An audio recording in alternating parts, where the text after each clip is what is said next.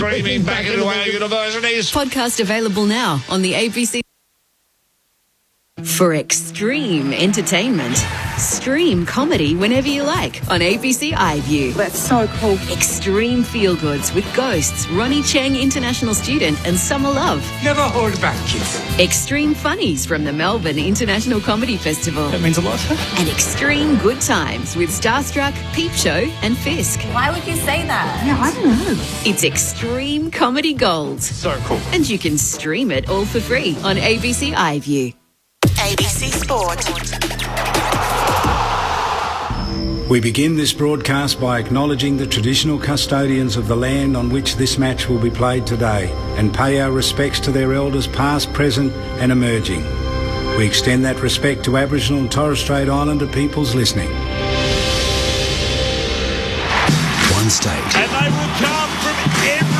4 days. This will be special. 9 matches. You just cannot take your ears off this game. And all 18 clubs for a round of football like we've never seen before. We're going to put on one hell of a show. Snaps across the body and the party continues. This is AFL Gather Round, live from South Australia.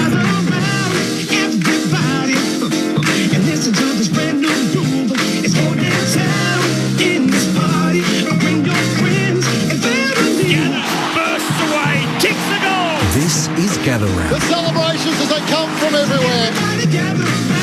Grandstand AFL. 100% pure footy. Perkins to the hand pass to Stringer. He's going to go the barrel. Don't tell me. Cartmart follows up. Finbury sells the dummy for an early goal of the year. 55 out. He's given this plenty. That's a magnificent strike of the football. AFL Gather Round. Something big is coming. Something big is coming. He stops, drops, fires and goals.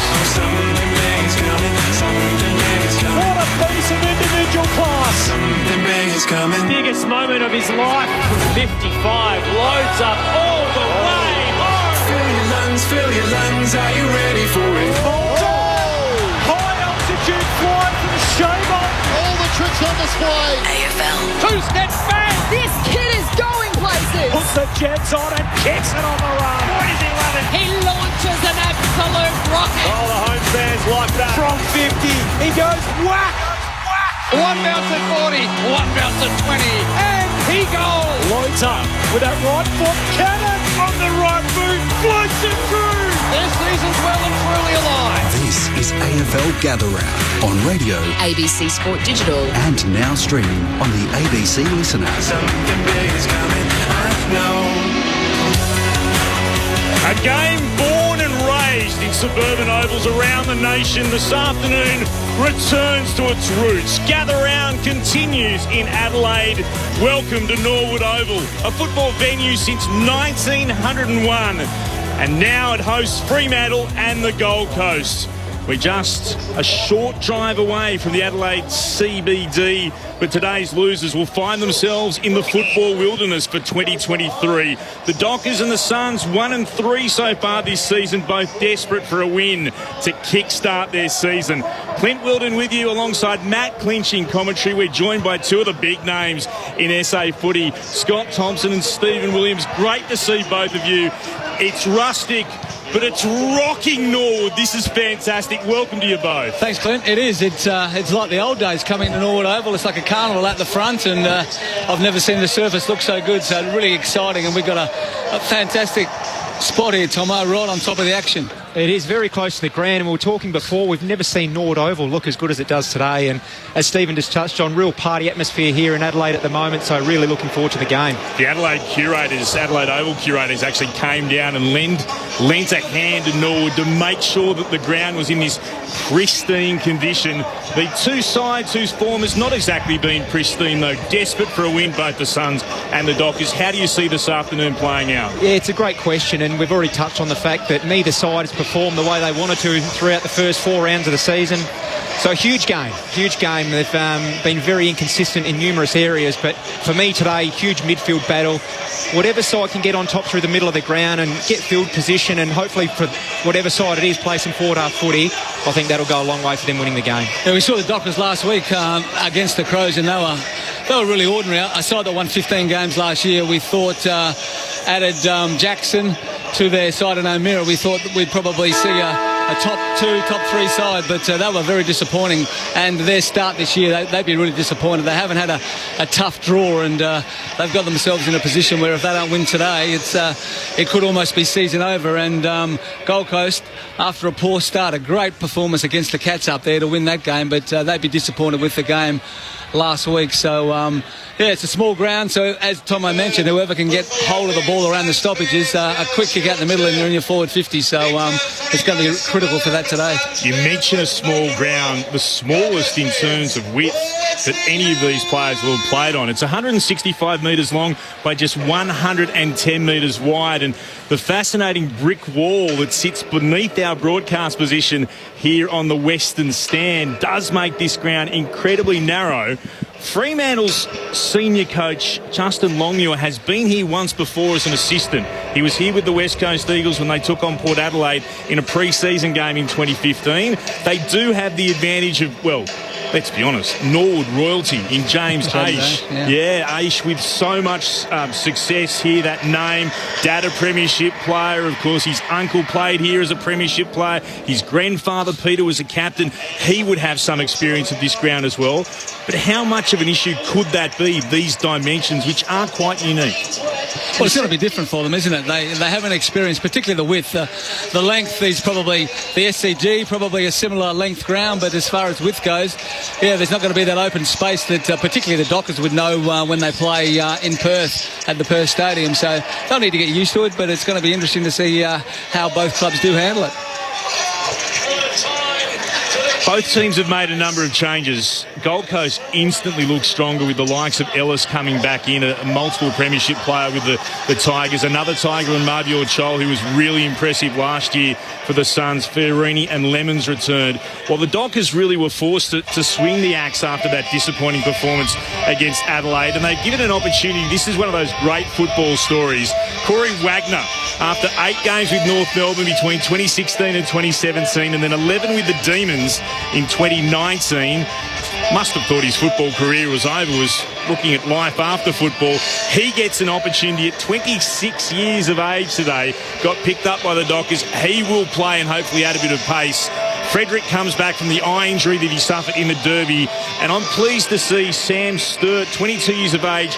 He's a lovely kick at goal, getting another opportunity, having just played 5 games for the Dockers. Fremantle's biggest issue is trying to kick a score. What can they do today? Can they do something against the Gold Coast Suns?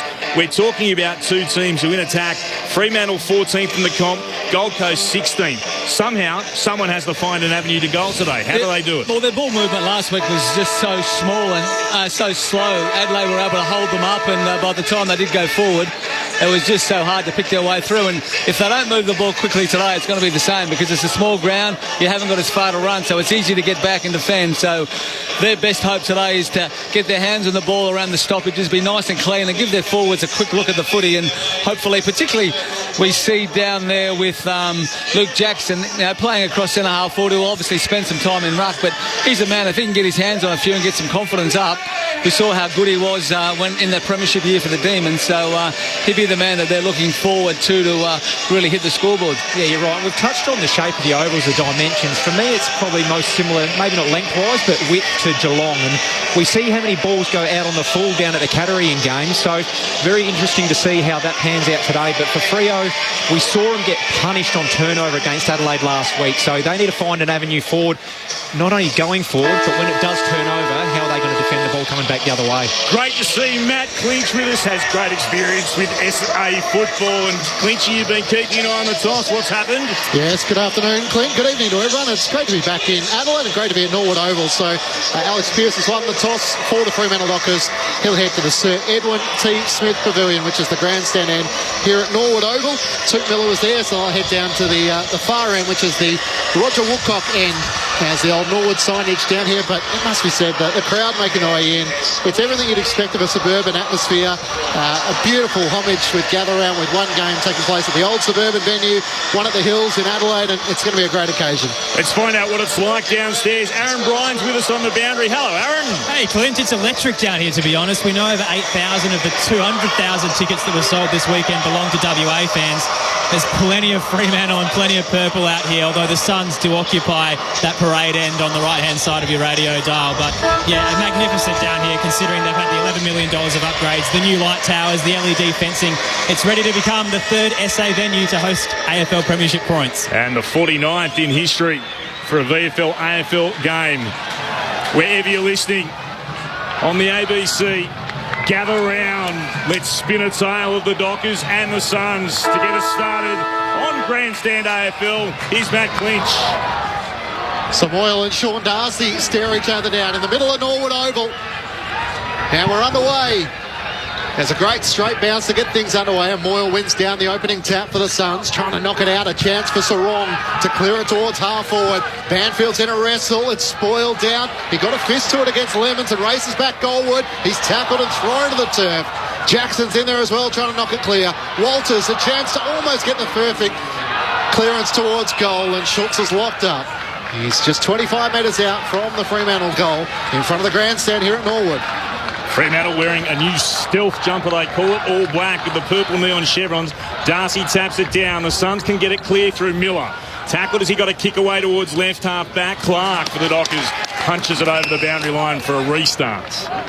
Lots of numbers around the contest with this smaller ground. It's going to be tough when you get hold of the ball. You're going to have a lot of players. You've got to be nice and clean tonight. In front of the community centre here at Norwood Oval, it's a packed house. It's magnificent. Ball thrown in again. Darcy palms it down, picked up by Miller of the Suns. Hands it off again. Chance for Anderson to send it into the middle of the ground. Kick went past King, couldn't quite get to it.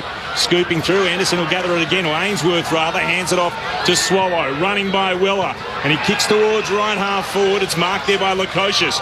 Almost can carry the distance himself from there. Puts it into the right forward pocket, and Chol leading out to take the mark.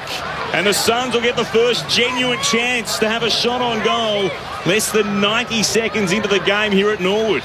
Some great movement off half back there by the Suns. One to lower the eyes. I think it was Swallow got on the outside, and the importance of Weller coming back into the side in recent weeks with his ball use across half back, and you know we've touched on Chol as well, so it'd be a great start for him if he's able to hit the scoreboard. It's the one game so far this season. The former Tiger, what a start this would be for the Suns. 45-degree angle to the right. Puts boots a ball from 40 out. Goal umpire has to do a bit of work, and it hits the left-hand goal post. Minor score to get things started for the Suns. They're one behind. The Dockers yet to score. Grandstand AFL from Norwood. Here's Matt Clinch. So the Dockers looking to bring the ball back into play. We go straight down the middle, or we look wide to the flanks. The kick is in the direction of Darcy and Jackson, who flew. Can't come down with the footy. A chance for Long to send the Suns to half forward. And the mark is taken by Lukosius. He is within range, right on 50. He's been a revelation since moving up forward. He's been kicking goals, and we saw him deliver that ball earlier to Chol, and now he has the opportunity. He can kick the ball a very long way. Would have played here before as a junior, so he'll know this ground. Leading goal kicker for the Gold Coast Suns, who's 6 goals, 4. Of course, one of them came in a bag of 5. He starts in the centre square here at Norwood. From the edge of the centre square, Lukosius goes bang, but it's out to the right. It's working back, and it gets there. Opening goal of the match here at Norwood, the way of the Gold Coast Suns through Jack Lukosius. 7 minutes gone. The Suns 1-1-7 to Fremantle yet to score. Probably tells us, Tomo, how small this ground is, doesn't it? From inside the centre square, he let that one go from, and that was just a beautiful kick. He is a beautiful timer of the football. What I'd love to know, are these true 50 arcs here at Norwood Oval?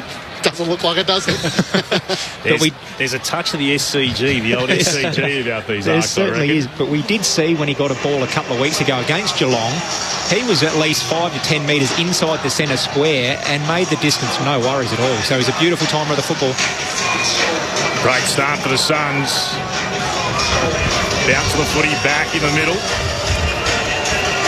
Darcy against Moyle. Good looking mullet that Moyle's got happening. The right shin guarded. The left knee protected for Darcy. Not a great bounce. Darcy punches it forward, but the umpire will have it back. Very breezy conditions here. Floodlights are on as it's thrown aloft here at Norwood. Darcy with a more telling tap. It comes down to O'Meara. Gets a hand pass away to Sarong. Hand passes back inboard to Brayshaw. First genuine chance of Fremantle. Kicks inside forward 50. Can't find a target. Marked back there by Long. Has it in the right back pocket for the Suns, and he'll repel out towards right half back, but he'll turn it over onto the chest of Brayshaw, and he marks about 60 from goal. Hands it off quickly. Thumping kick inside forward 50 from Ryan. Great mark at the back. Going to ground, Michael Walters. When Fremantle desperately needs someone, it's usually Michael Walters who provides. He snaps around the body with the left. Fremantle have got there first. They hit back at the 5-minute mark of the opening term. Michael Walters. Sonny delivers once more. 1-1-7, the Gold Coast Suns. The Fremantle Dockers 1 straight 6. You're on Grandstand AFL, around the nation on ABC Radio, News Radio, Sport Digital, and streaming on the ABC Listen app. Our experts, Stephen Williams and Scott Thompson. I think even after the first 2 centre bounces of the game, we've seen the importance of field position from there, and Freo did get the first one. The Suns' goal came off the back of transition from the back half, but again, that second centre bounce, Freo getting the ball on the outside and penetrating their forward 50. Ben Long too with that kick, just taking it out of the back after turning the ball over to Brayshaw, and when you turn the ball over across that half back line, you're going to pay, and that's what happened to the Gold Coast.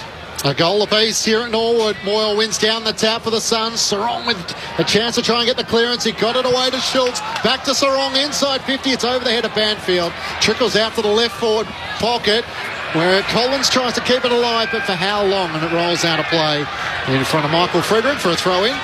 40 metres around from the Dockers' goal, heading to the Sir Edwin T. Smith Pavilion in this opening quarter. One of the founders here of Norwood, a former Lord Mayor of Adelaide. He bought this venue and handed it back to the local council for a bargain of £2,000. A chance still for the Dockers in their forward 50. There's nowhere to go as Matt Rowell lays the tackle with good support from Anderson. And a ball up still in the left forward pocket for the Dockers. Matthew Johnson underneath all of that. He'll go after it a second time. The clearing kick, though, comes from Long of the Suns. Goes inside the centre square, just on the defensive edge of it for the Suns. And going in, Roses makes a good tackle. He's wrapped up Wagner. Ball will come out for a bounce just inside that defensive edge of the centre square.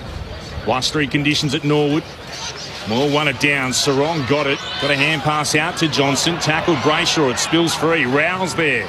Chance for Anderson. Moves it to Moyle. Anderson receives it again. Always busy. Hands it off once more. Great tackle, Schultz.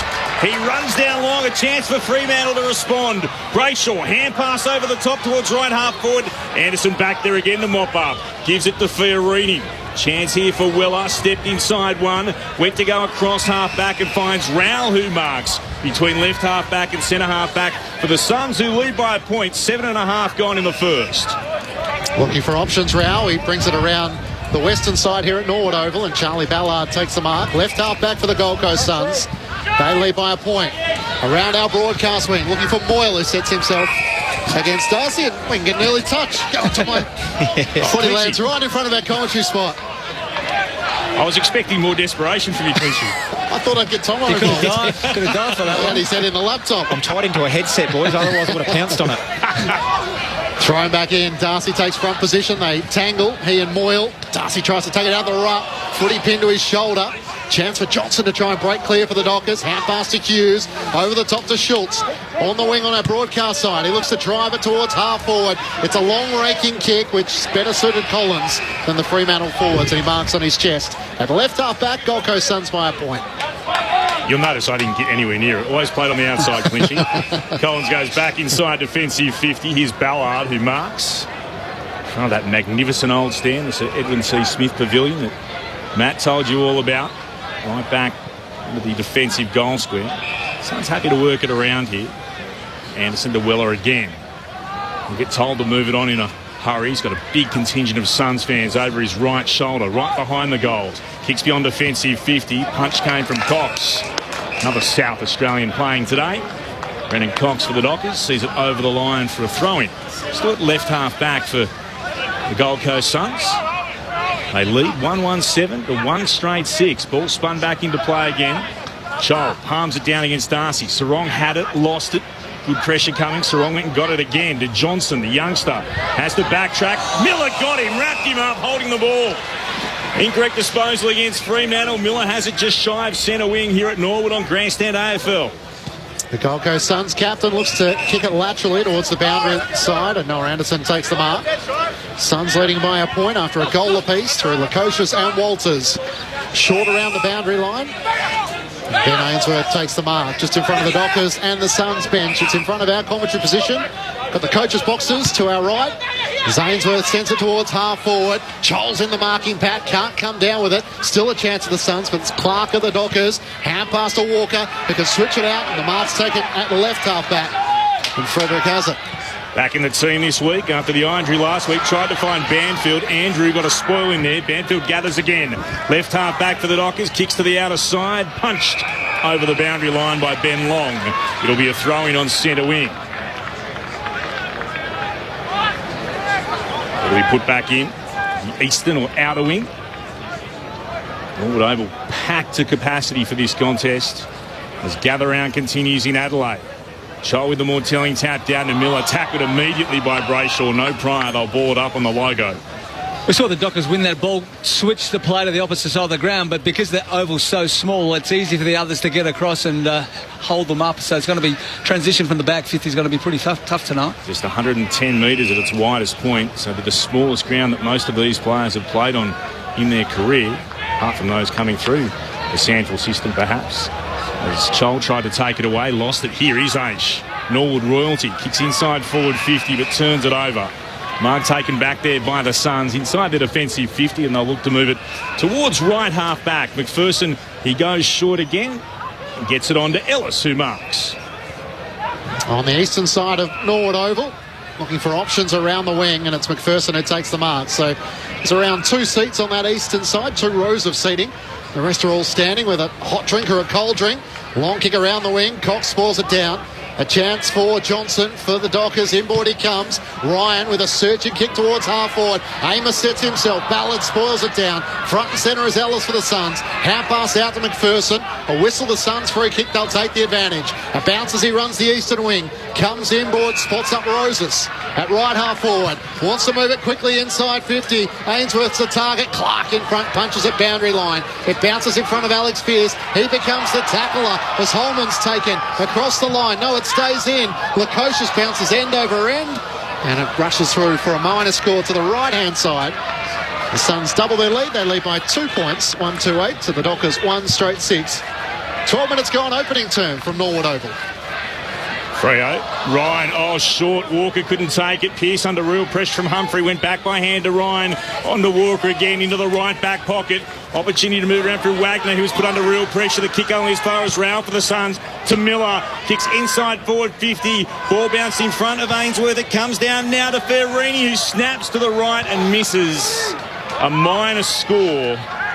Gee, they've had a couple of opportunities here, Gold Coast, but they're 1-3-9, only leading by 3 points. The Dockers are 1 straight 6.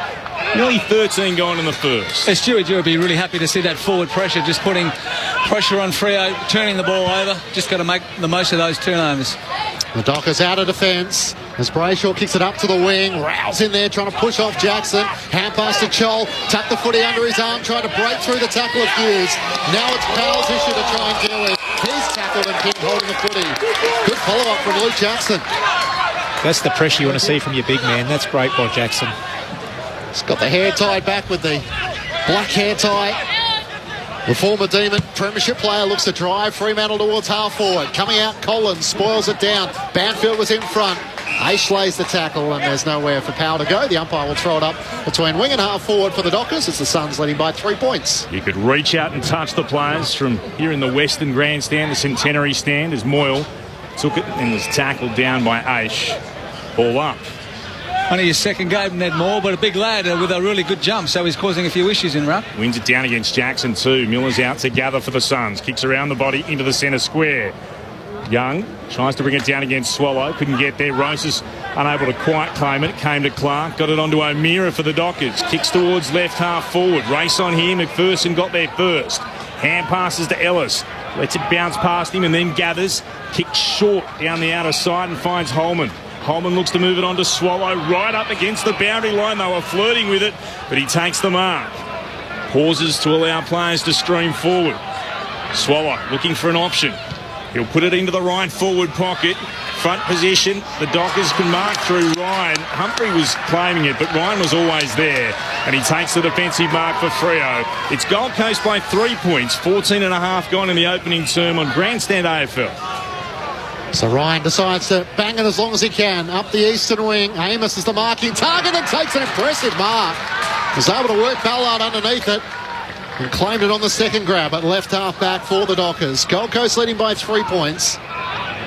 So much excitement about Jai Amos. Sends it towards Jackson at half forward. Got hands to it. Moyle was in front. It clears to the back of the pack. McPherson tackled by O'Meara. The ball spills boundary side. Still a chance for the Suns. As Fiorini gets it to Brandon Ellis. He works it back to Collins. He goes short and the mark is taken by Ballard at right half back for the Suns. Couple of units over the right shoulder of Ballard. Good place to stand and watch the footy and do it for free. There's a number of people on balconies watching on. Beverage in hand as it moves to Swallow and a short pass to Weller, the former Docker. Weller pauses. Now gets told to play on. Kick down the outer wing. Jackson tries to get there, sliding in front of Moyle. Neither could. Holman picks it up for the Suns. Hand pass over the top to Fiorini. Kicks inside forward 50 quickly. Pierce. Front position again. Had the experience up against young Humphrey, and he takes the mark for the Dockers in the left back pocket. The Gold Coast lead remains 3 points. That's Michael Walters downstairs. Literally, I did say he could reach out and touch him. You almost could. Just telling Ethan Hughes, when you're ready, buddy, I'm ready to come back on. A chance for Johnson, who's over the top of the footy. There's nowhere to go for him. And the umpire will ball it up. We can see the Gold Coast going forward. They've got a real emphasis to play that short game by the look of things, and it was an area that the Crows were able to expose Freo last week going forward. The voice of Scott Thompson, two-time Malcolm Blight medalist, as Brayshaw on half-back trying to sidestep Toot Miller. He's able to work it back, and Young with a driving kick. Up the eastern wing, and Amos with another good mark. Good battle between he and Collins throughout the rest of the match. Kicks inside 50, and a long lead. Sturt's able to mark. He's 50 out. He wants to drive it long and deep because Walters has got on. He's in the goal square, and he takes the mark. Quick transition for the Dockers. And we can hear Michael Walters, the extra voice in commentary, and that's what it produces. Into the goal square and about to get on the score sheet for his second. He got off the bench very quickly, and that's almost an identical mark from before. Just used his body really nicely, protected the space as the ball was coming in, and took the mark in the goal square. You said it beautifully, Stephen. For someone his size, he's a great overhead mark and has great understanding on how to position and use his body. From point blank range, Michael Walters into the grandstand for his second. And the Dockers take the lead. Back-to-back goals through Michael Walters and Fremantle. 2 straight 12 to the Gold Coast Suns, 1-3-9. Stephen Williams and Scott Thompson, your experts on ABC Sport. He was someone that Stephen and I spoke about before the game earlier, just watching him last week in areas. He seemed to me a little bit fumblier than more than normal, but the way he started today, 2 goals on the board already late in the first quarter. Outstanding start by him. And he's quite a barometer, isn't he, for Freo? When he's up and about, the whole side tends to lift. He's been around for a long time, but a really classy player, and a couple of early goals will just be what the doctor ordered for him, just to get him up and about. It was almost Michael Walters on the boundary for a minute. Could probably send us an invoice. And he ran straight on the ground as he told us what he was going to do, with Ethan Hughes taking a seat. Fremantle in front for the first time as Moyle wins the tap. Trying to get out there, Fiorini. He broke the tackle of Frederick. It was high anyway. The Suns will take the advantage, and they move it quickly towards centre wing. Here's Swallow. Got it originally from Anderson. Goes short towards Lukosius, who marks it left half forward. Lukosius can send this deep towards full forward. He will. Pierce did well to stand in the way. Stopped any chance of a fly. Allowed Wagner to take the mark defensively for the Dockers. Gave it to Clark. Wagner runs almost into trouble. Jumped away from one and then forced to kick a wobbly kick. It's a shocker down the throat of Ben Ainsworth. and he can have a shot 45-degree angle from no more than 35 outs. Yeah, just good pressure again from Gold Coast forwards. We saw trying to get loose there, but there was enough Gold Coast pressure for the ball just to be turned over, and now Ainsworth has a real opportunity. Yeah, I think Wagner tried to bite off a bit more than he could chew there, and I tell you what, that was great reflex by Ainsworth to take that grab. So here he comes, Ainsworth from 40 out. We're right behind the kick. It's fading left. It misses. Much to the delight of the Fremantle cheer squad that have set up camp at the Roger Woodcock end, to the left of our broadcast position. There's another one gone begging for the Suns as Fremantle move it straight in up the middle to Clark. He looks to play on, gets to the defensive 50, puts it out the wing, but it's Long who reads it best for the Gold Coast Suns. He marks on his chest in front of Walters and Jackson. Call to play on, sends it towards the top of the 50, Roses up in front, can't complete the mark. Ainsworth tries to knock it to Miller, a free kick for a hold, and it's going the Suns' way. Ben Ainsworth, it's probably about 55 metres out from goal, which will always be the interesting part of these suburban grounds. How far can you kick it? He veers out to the right, does the team thing, puts it towards Lukosius, never got to him. Brennan Cox had enough of it to be paid the mark 15 metres out from his defensive goal. Moves it across to the youngster in Johnson. Johnson into the left back pocket. Here's Schultz. Thumping kick towards the outer wing. Trying to turn onto it, Switkowski. Harassed out of it by the Suns. Allows Fiorini to pick it up after Long's good work. Goes back by hand to Andrew. Step between two Dockers. Mac Andrew. That was marvellous. Short on in turn to the captain in Took Miller. And he'll move it towards right half forward. This is Powell. Powell moves it on again. Good work from the Suns. Lukosius with another opportunity. He's 55 or so he thinks from goal. Again with that build-up in play, we saw with Mac Andrew, great agility to get through, but to lower the eyes and just hit that lead-up play. From right on the boundary, he thumps it towards the goal square. Fremantle defensive mark through Darcy. He takes it for the Dockers, and they'll move it quickly beyond defensive 50 through Wagner. His kick up towards Walters, who's caught behind, and McPherson takes the intercepting mark for the Suns. He's at left half forward, about 65 metres out from goal. Marbiel Charles deepest. He sends it in that direction. Moyles there as well. Darcy sets himself in front. It spills to the back. Who's a chance to try and pick it up here? Humphreys over the top of the footy. Big Sean Darcy over the top of him. And great to see Corey Wagner playing his first AFL game in 1,329 days, the former North Melbourne and Melbourne player. Here's a chance for Frederick. Clearing kick for the Dockers. Sends it up towards half forward. Walters has a fly, but it's Collins who spoils it out of play. Fremantle lead by 2 points with the Gold Coast Suns holding the ball in at left half forward. Stuart, you would have been much happier seeing that ball come to ground. We've seen 3 or 4 go inside the forward 50, and Freo have been able to mark the ball and relieve the pressure. So it's really important that if Gold Coast can't mark it, they can at least bring it to ground. Darcy wings it down. Good tap in the direction of O'Meara. Runs it along the ground. 2 grabs from Jackson to gather, but he was able to do so and gave it to Brayshaw. Kicks the Dockers into the right forward pocket. Is Walters up against McPherson. Walters able to keep it in play. Turns around. Banfield was on short. Wonderful delivery. Spearing the pass.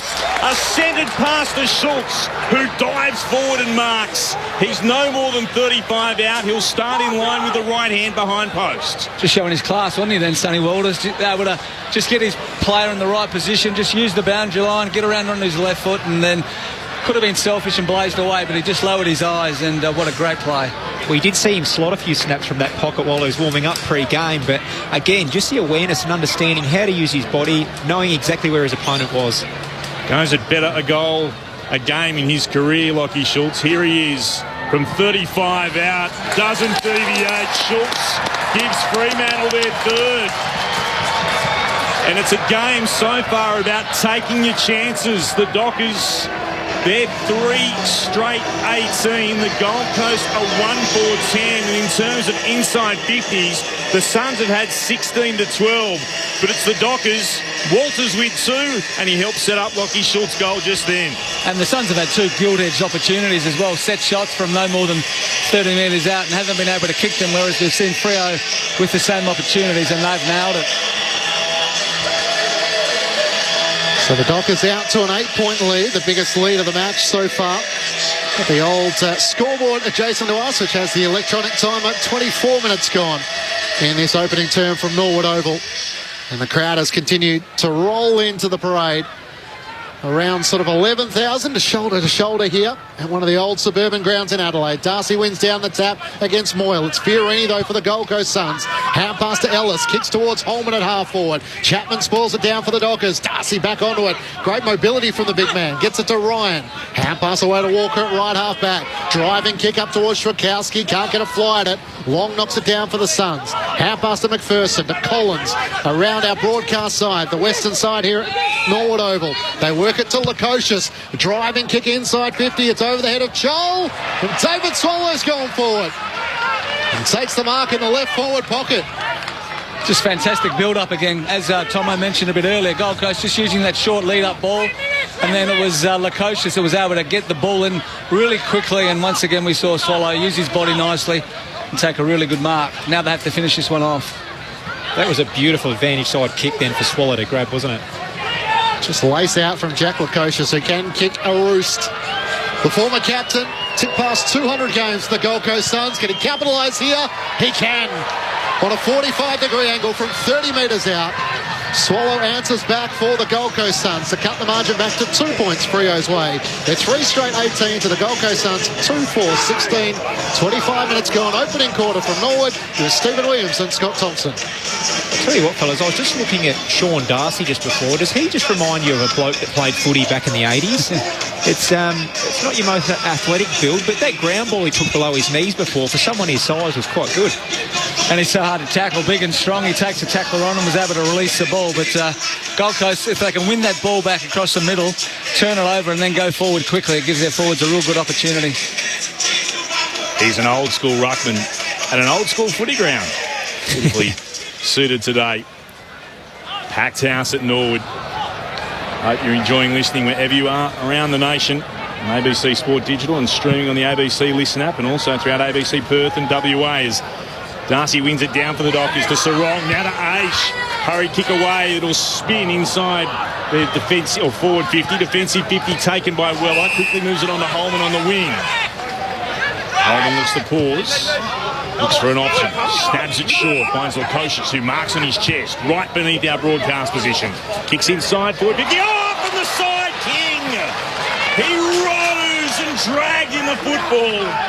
And he should be able to go back and put the Suns in front. He'll be putting boot to ball from better than a 45-degree angle from no more than 30 out. Jack Lukosius again, Tomo. Just that kick, it gets in there so quickly. It's low and hard and just goes through the air so quick. Gives the forwards a great opportunity. Ben King to give the Suns the lead. He kicks the goal. High fives all round. At the 27-minute mark of the opening term, the Gold Coast Suns have got back the advantage on the scoreboard.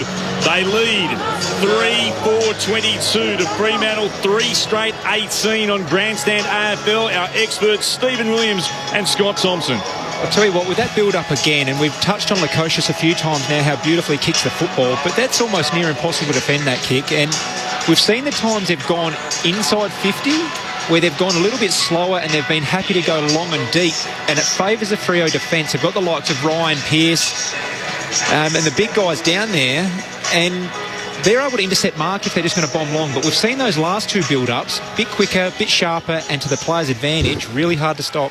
They're going at 85% disposal efficiency as well, so using the ball really well. So after Freo kicked 3 goals on the trot, the Suns are the last 2 and the lead. Miller with the clearance for the Suns, kicks towards Ben Keane, spoiled away by Ryan of the Dockers. It comes down the way of Ainsworth, centering ball to Chol. That was clever. Rather than blazing away, spotted Marbiel Chol with a couple of metres and just chipped the ball laterally.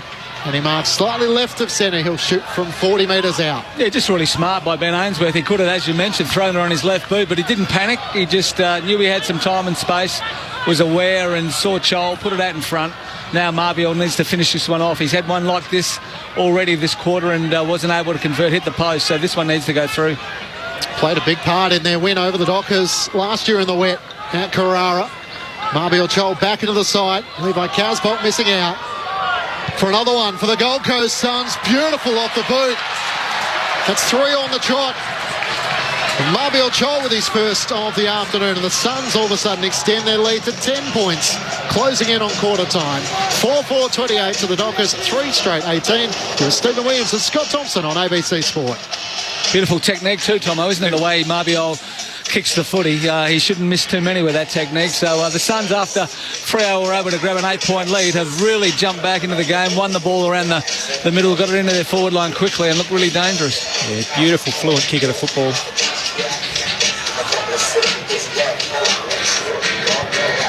They found their range, the Gold Coast Suns. So we close in on quarter time. Out to a 10-point advantage. 4-4 to 3 straight. As Matt said, they've now kicked 3 in a row. The restart, it's a poor bounce. Moyle got to it. They'll restart this. Do you think the umpires practice that at training? Sometimes you think so. Darcy wins the tap down. Trying to get to it, Switkowski couldn't, but it bounced out to Aishback by hand to Brayshaw. The Dockers have it through Sarong. He'll kick inside forward 50. Walters tries to fly. Staying down though, Anderson, and he takes the mark. Inside his defensive 50. On a bit of a run, kicking towards Chol, who's here on the commentary wing. Ryan Flew got a fist to it, spilled down to Walker for the Dockers. Lost his footing on the paint. Here on centre wing, it's been held to him. They'll ball it up again. Gold Coast lead is 10, 30 minutes gone. We've just gone past the half-hour mark in the first term here at Norwood. Right in front of our commentary position where Darcy palms it down, but there's nowhere to go. Sarong has the footy and Fiorini has him. They do it once more. Darcy and Moyle spills down. Sarong jams it onto the boot just as the siren sounds for quarter time. A pretty entertaining quarter of footy, it must be said, from Norwood Oval on the parade. The Gold Coast Suns 4-4-28 to the Dockers 3 straight 18. Goal for goal to start with, and then the Dockers kick 3 goals on the trot. Only for the Gold Coast Suns to finish the term with the last 3 goals of the quarter. So individual goals to Chol, Lukosius, Swallow and King for the Gold Coast Suns. Meanwhile for the Dockers, 2 to Michael Walters and Lockie Schultz, the other goal scorer. Wherever you're listening, be it on ABC Radio Perth and WA, ABC News Radio, ABC Sport Digital, and of course now streaming on the ABC Listen app. Just look for the AFL button. This is Grandstand AFL. With the ABC Listen app, you can take the footy with you wherever you go. Off to walk the dog? Take the footy. Going camping? Take the footy. Picnic in the park? Take the footy. ABC Sport's expert coverage of the AFL Incredible grab. and the NRL. Every goal, try, mark and tackle, live and commercial free. So whatever you're up to, Take the footy. take the footy with you on the ABC Listen app. You're listening to the AFL Gather Round Grandstand AFL. on radio ABC Sport Digital. and now streaming every match on the ABC Listen app. A chance for Long to send the Suns to half forward. And the mark is taken by Lukosius. He is within range, right on 50. He starts in the centre square here at Norwood. From the edge of the centre square, Lukosius goes bang, but it's out to the right. It's working back and it gets there. Opening goal of the match here at Norwood, the way of the Gold Coast Suns through Jack Lukosius. Onto the chest of Brayshaw, and he marks about 60 from goal. Hands it off quickly. Dumping kick inside forward 50 from Ryan. Great mark at the back. Going to ground, Michael Walters. When Fremantle desperately needs someone, it's usually Michael Walters who provides. He snaps around the body with the left. Fremantle have got there first. Sturt's able to mark. He's 50 out. He wants to drive it long and deep because Walters has got on. He's in the goal square and he takes the mark from point blank range. Michael Walters into the grandstand for his second. And the Dockers take the lead. Walters able to keep it in play. Turns around. Banfield was on short. Wonderful delivery. Spearing the pass. A centred pass to Schultz, who dives forward and marks. Here he is from 35 out. Doesn't deviate. Schultz gives Fremantle their third. Kicks inside forward. Oh, from the side. King. He rose and dragged in the football. And he should be able to go back and put the Suns in front. He'll be putting boots of ball from better than a 45-degree angle from no more than 30 out. To give the Suns the lead, he kicks the goal. The 2023 AFL season. On radio ABC Sport Digital. and now streaming on the ABC Listen app. Good you could join us at Norwood Oval. It's the Gold Coast Suns leading by 10 points, 4-4-28 to Fremantle's 3 straight 18. Overcast skies at 25 degrees, but a packed house here just outside the Adelaide CBD, and a rollicking game of football so far. What have you made of it? Our experts today on Grandstand AFL here in Norwood, SA footy greats Scott Thompson and Stephen Williams. I think, both sides have certainly had their opportunity around the ball. I thought throughout the first part, early in that first quarter, that Freo looked better on the outside of the contest. But then when they did win clearance and the Gold Coast were able to win it back on transition, their ability to go forward and lower the eyes, which we touched on a few times, was really able to expose the Freo defenders on a handful of occasions. Yeah, when you can get the ball in the right people's hands, Lockie Weller and McPherson coming off the half-back flank really used the ball nicely, and Jack Lukosius, we've seen him kick the ball inside 50 probably 4 times, hit 3 targets, and Gold Coast have been inside 50 12 times to the quarter and had 8 scoring shots, so that's a bit of a worry for Freo that are able to hit the scoreboard with real frequency, and that 4-4 probably should be 6-2, so and both sides are going 85% Gold Coast and 82% Freo at disposal efficiency. So it's been a high standard game. Both sides using the ball pretty well, but the Gold Coast probably just looking a little bit better at this stage. Yeah, they do look a bit sharper going forward, and if it wasn't for Sonny Walters in the forward half for Freo, they might be in a bit of strife forward of the ball. Now, this was the question, how many times? Matt Clinch has got all the numbers for us. The scoreboard the most telling, 4-4-28, the 3 straight 18. Gold Coast lead there. What else do they tell us, Clinchy? In terms of some of the individual numbers, Caleb Sarong leads the way with 10 disposals. Darcy McPherson with 9. Brayshaw with 7. Alongside Lukosius, Miller, Anderson and Fiorini. And Ryan Johnson all have 6 for the Dockers. As I touched on, all the numbers are relatively even. The disposals slightly the way of the Gold Coast Suns, 88-76. The contested possessions also the way of the Gold Coast Suns, 31-29. And the last 3 goals of the quarter the way of the Suns. So they hold a 10-point advantage. And must be said, the food vans, the drink spots, they're the places to be. Whenever the breaks are taking place, you see the lines as people trying to get their food and their hydration, because it is packed here. You can smell the sausages and the hamburgers cooking. Aaron Bryans is probably down amongst them. Aaron, what have you got for us? The Dockers only down by 10, but the concerning aspect of it was the Suns were kicking against a slight breeze that quarter, piling on their 4 goals. The other worry is there is a huge storm incoming. The radar looks like it's about 20 minutes away, so they're going to need to take advantage this term. Otherwise, the fans on the eastern side, they're set for a bit of wet weather footy. Fans everywhere, and they're packed in. Second term about to start.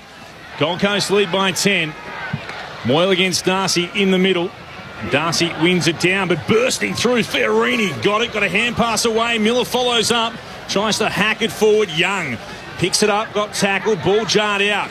Here's O'Meara looking to stab it forward for the Dockers. He's able to find Schultz, gets it back to O'Meara, kicks inside, attacking 50, front position. Andrew has enough of the mark to be paid. It did juggle it.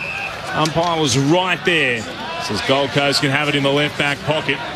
Opening 36 seconds of this second term. Andrew thought about going back to fullback. He'll kick towards the outer wing. Big pack up. Lukosius tried to hand pass it forward. Gave it to Miller. Back to Lukosius. Bounced off his chest. Sarong happy enough to sit over the boundary line for a throw-in. Right half forward for Fremantle, who trail by 10. Remember, continuing on later tonight, Richmond and Sydney from Adelaide Oval as gather round continues. Thrown in on the eastern side of Norwood Oval. Darcy and Moyle. Darcy wins down the tap. Toot Miller's able to tap it away, and a quick kick out of the congestion. It bounces out in front of Lukosius. The Dockers are well set though. Cox with a hand pass, works it to Fredericks. Inboard.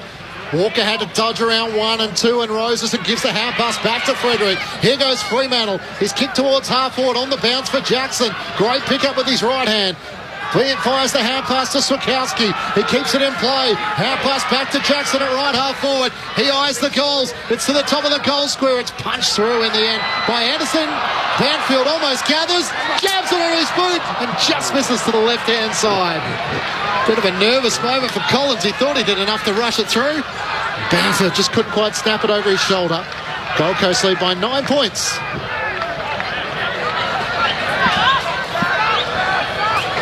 So here come the kicking duties from the Suns into the right back pocket for McPherson. Oh, Sonny Walters gets in front of Andrew. He wins it, stabs the pass back inside the Schultz. There's a touch of deja vu about that. Yeah, it was exactly the same as the last quarter. And once again, Sonny probably had the opportunity to have a shot at goal, but he was able to win that turnover. Saw Lockie Schultz inboard, and once again, Lockie has an opportunity. I think Walters has just walked past McPherson. I don't know whether he said something, but it's his direct opponent. So, McPherson, you don't want to be giving up easy ball to your direct opponent like that. So Lockie Schultz, after receiving the pass from Michael Walters, and Schultz kicks the goal. It's a mirror image of what the Dockers did in the opening term to put one more on the scoreboard. Schultz has now got two. Fremantle have got their fourth. They're 4-1-25. Trail the Gold Coast 4-4-28. 3 minutes gone in the second term. Grandstand AFL. Clint Wilden with you alongside Matt Clinch in commentary. Our experts Scott Thompson and Stephen Williams. Stephen, we spoke at quarter time about the importance of Sonny Walters in the forward half. He's now, not only has he kicked two, and we've mentioned the play to Schultz in the first quarter, he's now got 2 goal assists to his name as well. So there's their total score. He's responsible for the whole lot, isn't he? And it's really noticeable. I think this quarter Freo are starting to move the ball a bit quicker as well. They're not going back. They're getting the ball on, and that's giving their forwards a real opportunity. Don't mind the soundtrack in the background, Tom. I'm really enjoying that. Bounce back in the middle. It's Darcy and Moyle. Darcy beautifully down to Sarong, and Brayshaw's taken high. So chance for Freo to go forward once more as Fiorini got him above the shoulder. Hand pass to Walker. His hand pass missed Chapman, who has to try and gather. Young it is, sorry, spinning out of traffic. Great kick as he turned back inboard and spots up Wagner. Veers out to the right, sends Fremantle deep into attack. Jackson sets himself. Collins spoils it down. Darcy tries to knock it on. Toot Miller knocks it to the advantage of Holman. Kicks through the middle of Norwood Oval, and King down low takes the mark. King kicks towards right half forward. Trying to get out to it. Humphrey is able to turn onto the football. Gathered. Cox is right with him in the right forward pocket. 50 from goal. He'll centre the ball. Pack underneath it. Aish punches it away dangerously towards the goal square. Wagner's getting back there. Roses almost does. And then it's rushed through. Trying to get there. Wagner's done really well. Just been able to knock it to the right of the right hand behind post. So not a minor score, but it was perilously close. Dockers survived that 4-0 forward from the Suns. Gold Coast cheer squad behind the goals to the right of our broadcast position. Darcy takes clean possession from the restart. Hacking it away is O'Meara. Going up to take a pretty good mark out of all of that. Lukosius. Put it in the book, gentlemen. Within range, isn't he? Absolutely. Once again, he's going to kick from probably 55, but as we know, Jack's already long bomb one, and Aaron told us that probably a slight breeze behind his back now. We'll head down to Aaron in just a moment after this kick too. But we know he has an absolute cannon for a leg on him, Lukosius. Here he comes. Already won today. He put Boots a ball from 55 out. It's going to start out to the left. It carries on that trajectory, won't come back. It misses to the left-hand side. 4-point lead to the Suns. 5.5 gone in the second. Aaron Bryans is downstairs. Brody is warming up. It looks like Sam Switkowski is going downstairs for a concussion test. So Fremantle may be activating their sub in the second term. Thanks, Aaron. As Ryan looks to bring the Dockers back into play, sends it towards Jackson and Darcy. Darcy in front position, got hands to it. Couldn't hang on to the mark. It spills back the way of Holman. He can't take it cleanly first time. Now he can. Jams it onto the boot and puts it through. Extends the Gold Coast Suns lead. Goal for goal to start this second quarter. And the Suns back to where they were at quarter time. 5-5-35 to the Dockers 4-1-25 as a 10-point lead. Now, is it just me, Clint, or do we have names on the old scoreboard and numbers as well? I swear that wasn't there at the start, but we've now got the Gold Coast Suns and the old Freo with the colours representing them, and a couple of the kids doing the old scoreboard work. We can go back down to Aaron Bryans. Confirmation that Will Brodie has been activated as the sub. He's taken off his vest and ready to go on the bench. Will be a handy inclusion, Tomo. He had a great year last year. Will Brodie struggled to get an opportunity so far this year, so now he gets a chance with a fair bit of the game to go to show the Freo coaching staff what he's got. Tremendous last year. Disappointing early stages this season. Now reintroduced via the sub. Switkowski, the player, out, as Aaron told you. We'll ball it up again. That's 3 or 4 now. I think they probably should just ball it up. I'm a big fan of the bounce, and I'm still convinced that there's no reason why you can't find one umpire in 4 who can bounce the ball correctly. Tap was one down by Chol. Trying to get a hand pass out of there was Sarong. Came to Darcy for the Dockers, and now to Walker. Kick was dangerously slow and flat, and it was intercepted by Ellis. Got on the outer edge of the centre square. Kicks in the Weller direction. He marks just shy of left half forward for the Suns. He'll put it into the left forward pocket, waiting to mark. Beautifully done by Holman. Steers it inboard. Lukosius, who will have no trouble getting the distance from 40 out from goal. 45-degree angle to the left. Once again, they're good kicks. Lockie Weller off that half back line, just coming through and hitting Nick Holman. He was able to turn in really quickly. Saw Jack Lukosius and on his own inside 50. So here's another one that certainly the distance is not going to be an issue. I'm not going to comment this time. Here he comes. Boots across the 50. Oh, he threw his head back the moment he put Boots a ball. He didn't like it at all, and it's missed to the left-hand side. A minor score. Make that 5-6-36. The Gold Coast Suns. 3:04.125. 9 minutes in to the second term. Grandstand AFL. Clint Wilden alongside Matt Clinch with you in commentary. So that's 1-3 for Lukosius as Young brings it through the middle of the ground. Onto it is Lockie, Schultz and Sarong, and the footy locked underneath them, and the umpire will ball it up. With Swallow the last to get off the bottom of the pack. Eleni Guptas throws it in the air. A South Australian herself getting her opportunity here in gather round. Spills the way of Toot Miller. There's nowhere for him to go as he's tackled by Hughes. Sarong with a hand pass for Darcy. Trying to link up with Johnson. Coming in from the side. Powell for the Suns. Put the ball into dispute in which Rao was able to knock it on to Chol. But it's pinched back by the Dockers. Schultz with the hand pass to Brayshaw. Kicks up towards Banfield at right half forward. He picks it up, trying to get around an opponent, and does so beautifully back onto his left. Hand pass to H. Driving kick looking for Walters in the pocket. He'll race after it on the bounce. Dodging and weaving McPherson. Kept the ball alive, only momentarily. And a boundary throw in front of the television screen. The scoreboard here at the northern end. It's the Gold Coast Suns leading by 11. I think it was Chol at half-back, just had to take that ball. Tried to be too cute. Here's Chol again. Darcy worked him out underneath it. Won the tap 2 for the Dockers. Gave it to Brayshaw. Now to Aish. Kicks towards goal. It's turning towards goal. And then marks. That's gone through. Oh, has it? I thought Amos had just taken it. Wasn't helped by about 4 people walking in front of me at the time, I'll be honest. But nevertheless, they will send this upstairs.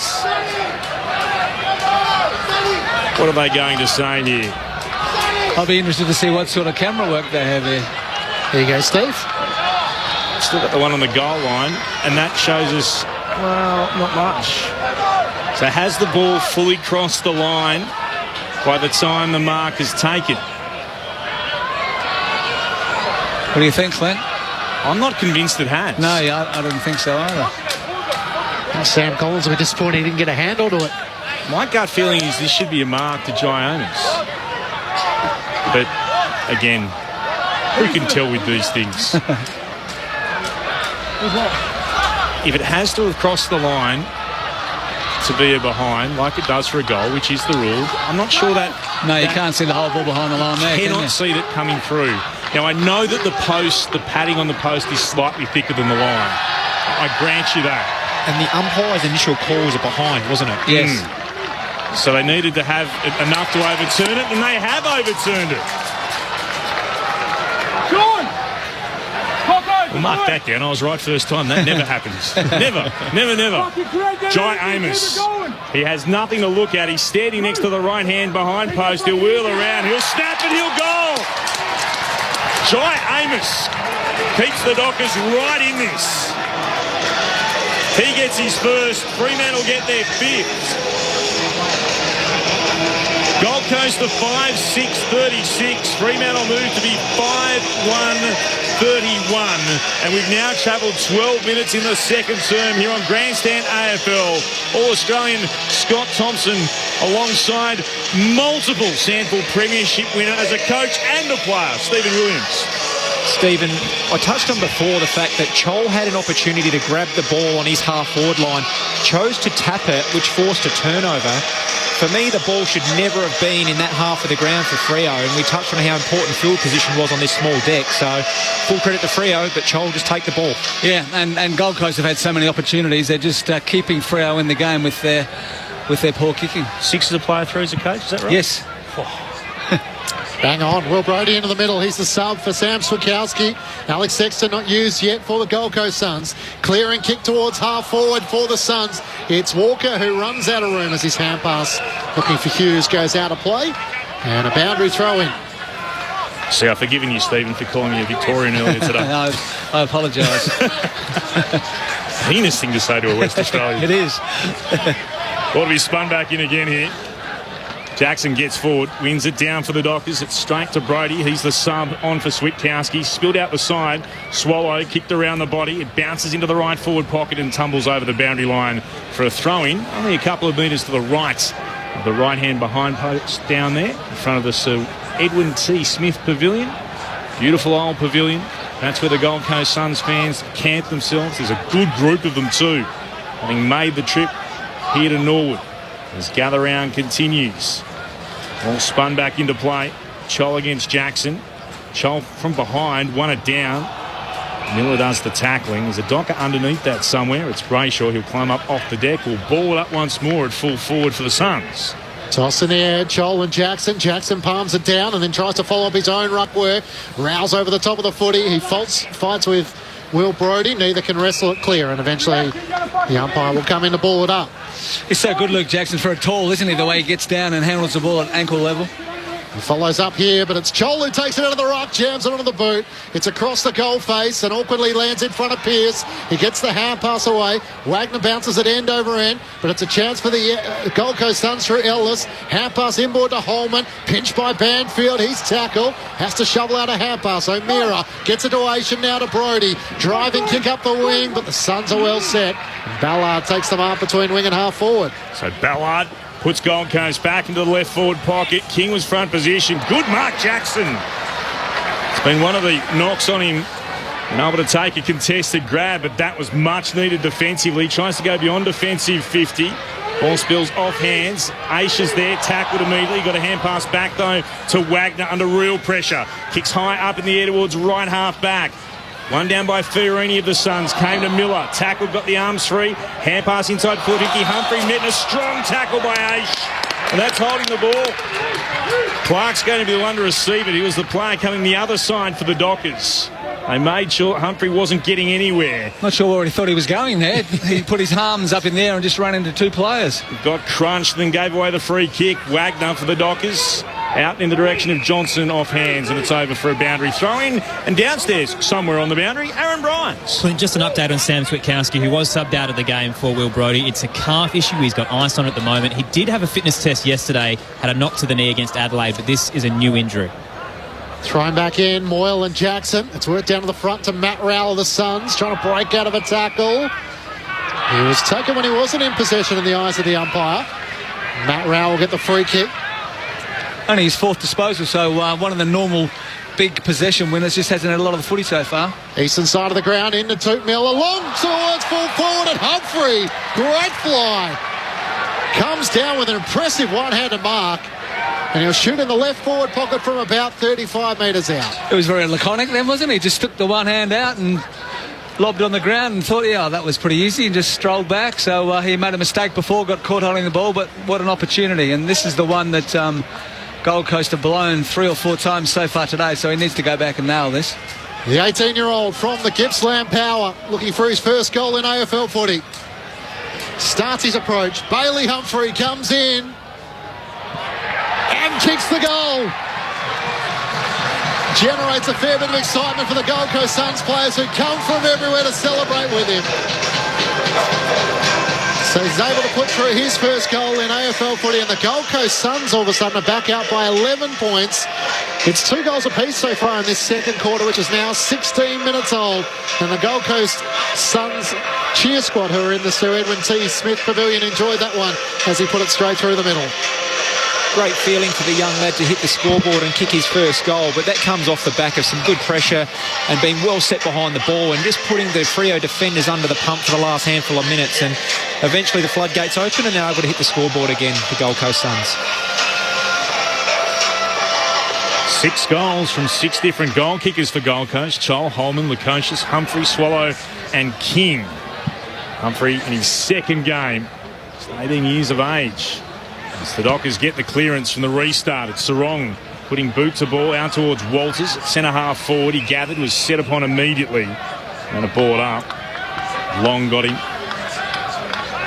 Ball comes back to the umpire. He puts it up into the air. Darcy manufactured a kick out of that, more through good luck than anything else. Ball still there to be won. Hand pass from Lemons. They work it towards Anderson. Kicks towards commentary. Roses under pressure from Young. Right beneath us. Did well. Got it back. And gave it to Miller, who spots a free player in Lukosius. Couldn't mark, but has time to turn. Regather from right half forward. Puts it into the right forward pocket. Holman was taken high. Ryan gives away the free kick. Holman plays on immediately. He spots a teammate just lurking in Humphrey again. He doesn't play on. Oh, yes, he does. He goes back to Swallow. Thought he was going to have a shot at goal, but he found Swallow standing all on his own, right in front of the posts, and no more than 35 outs. Got a Freo player standing around there, but just not picking up loose players. So really good play. Holman could have had a shot, but he chose to pass it to a player in a better position, and then Humphrey looked inside, saw Swallow, and now a real opportunity for the Gold Coast to skip away. Who was it, Roasts on the wing here? Mm-hmm. Yeah, it was a great play, wasn't it? Outstanding, just to get through a couple of Freo players and then release Lukosius into time and space. The club games record holder for the Gold Coast Suns, David Swallow, kicks the major. He's got 2. The first multiple goal kicker for the Gold Coast Suns this evening at Norwood. And they're starting to get a little bit of a break here. It's a game-high lead at the 19-minute mark of the second term, out to a 17-point advantage. Gold Coast 7-6-48. Fremantle 5-1-31. Clint Wilden alongside Matt Clinch in commentary. Our experts Stephen Williams and Scott Thompson. They're just looking better at the moment, Tom, aren't they?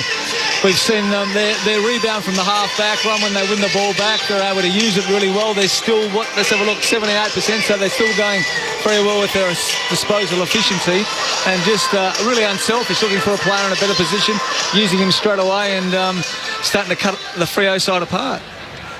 Last 2 goals of the match.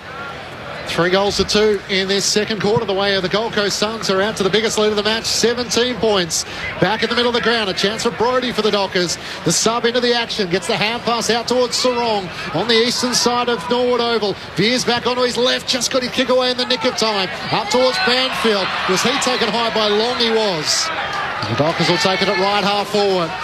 Bailey Banfield looks for options inside 50. Pokes his kick. I'm not sure O'Meara was the intended target. And Powell took the mark, had it knocked out of his hands.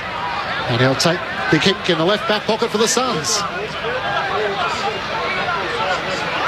Powell with the yellow Sharon tucked under his right arm.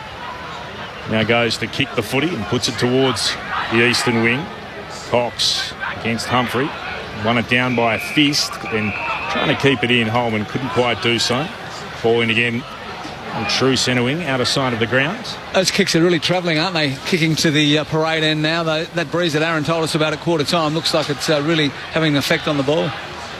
Rain so far has stayed away, but it did get cooler a short time ago as Swallow for the Suns. Inside forward 50, off hands Roses. Tried to work his way through. Humphrey gathers. Might have been tackled high by Clark. He was. And he'll get the free kick. 45 out from goal. He's pretty much bang in front. He's had a good 5 or 6 minutes, hasn't he? Just been involving himself in the play around the footy, and when you're around the footy, you're an opportunity. And, got his head over the footy, got hit high, and now another opportunity. His number is higher than his age. He's 18. He wears 19 on his back, a high draft pick, taken at pick 6 in last year's draft. Looking for 2 goals in a quarter. He like the London bus. Wait all day and 2 come along at once. He's got 1 to his name. He'll start his approach from inside the centre square. Boots on the 50. Kicks on its way.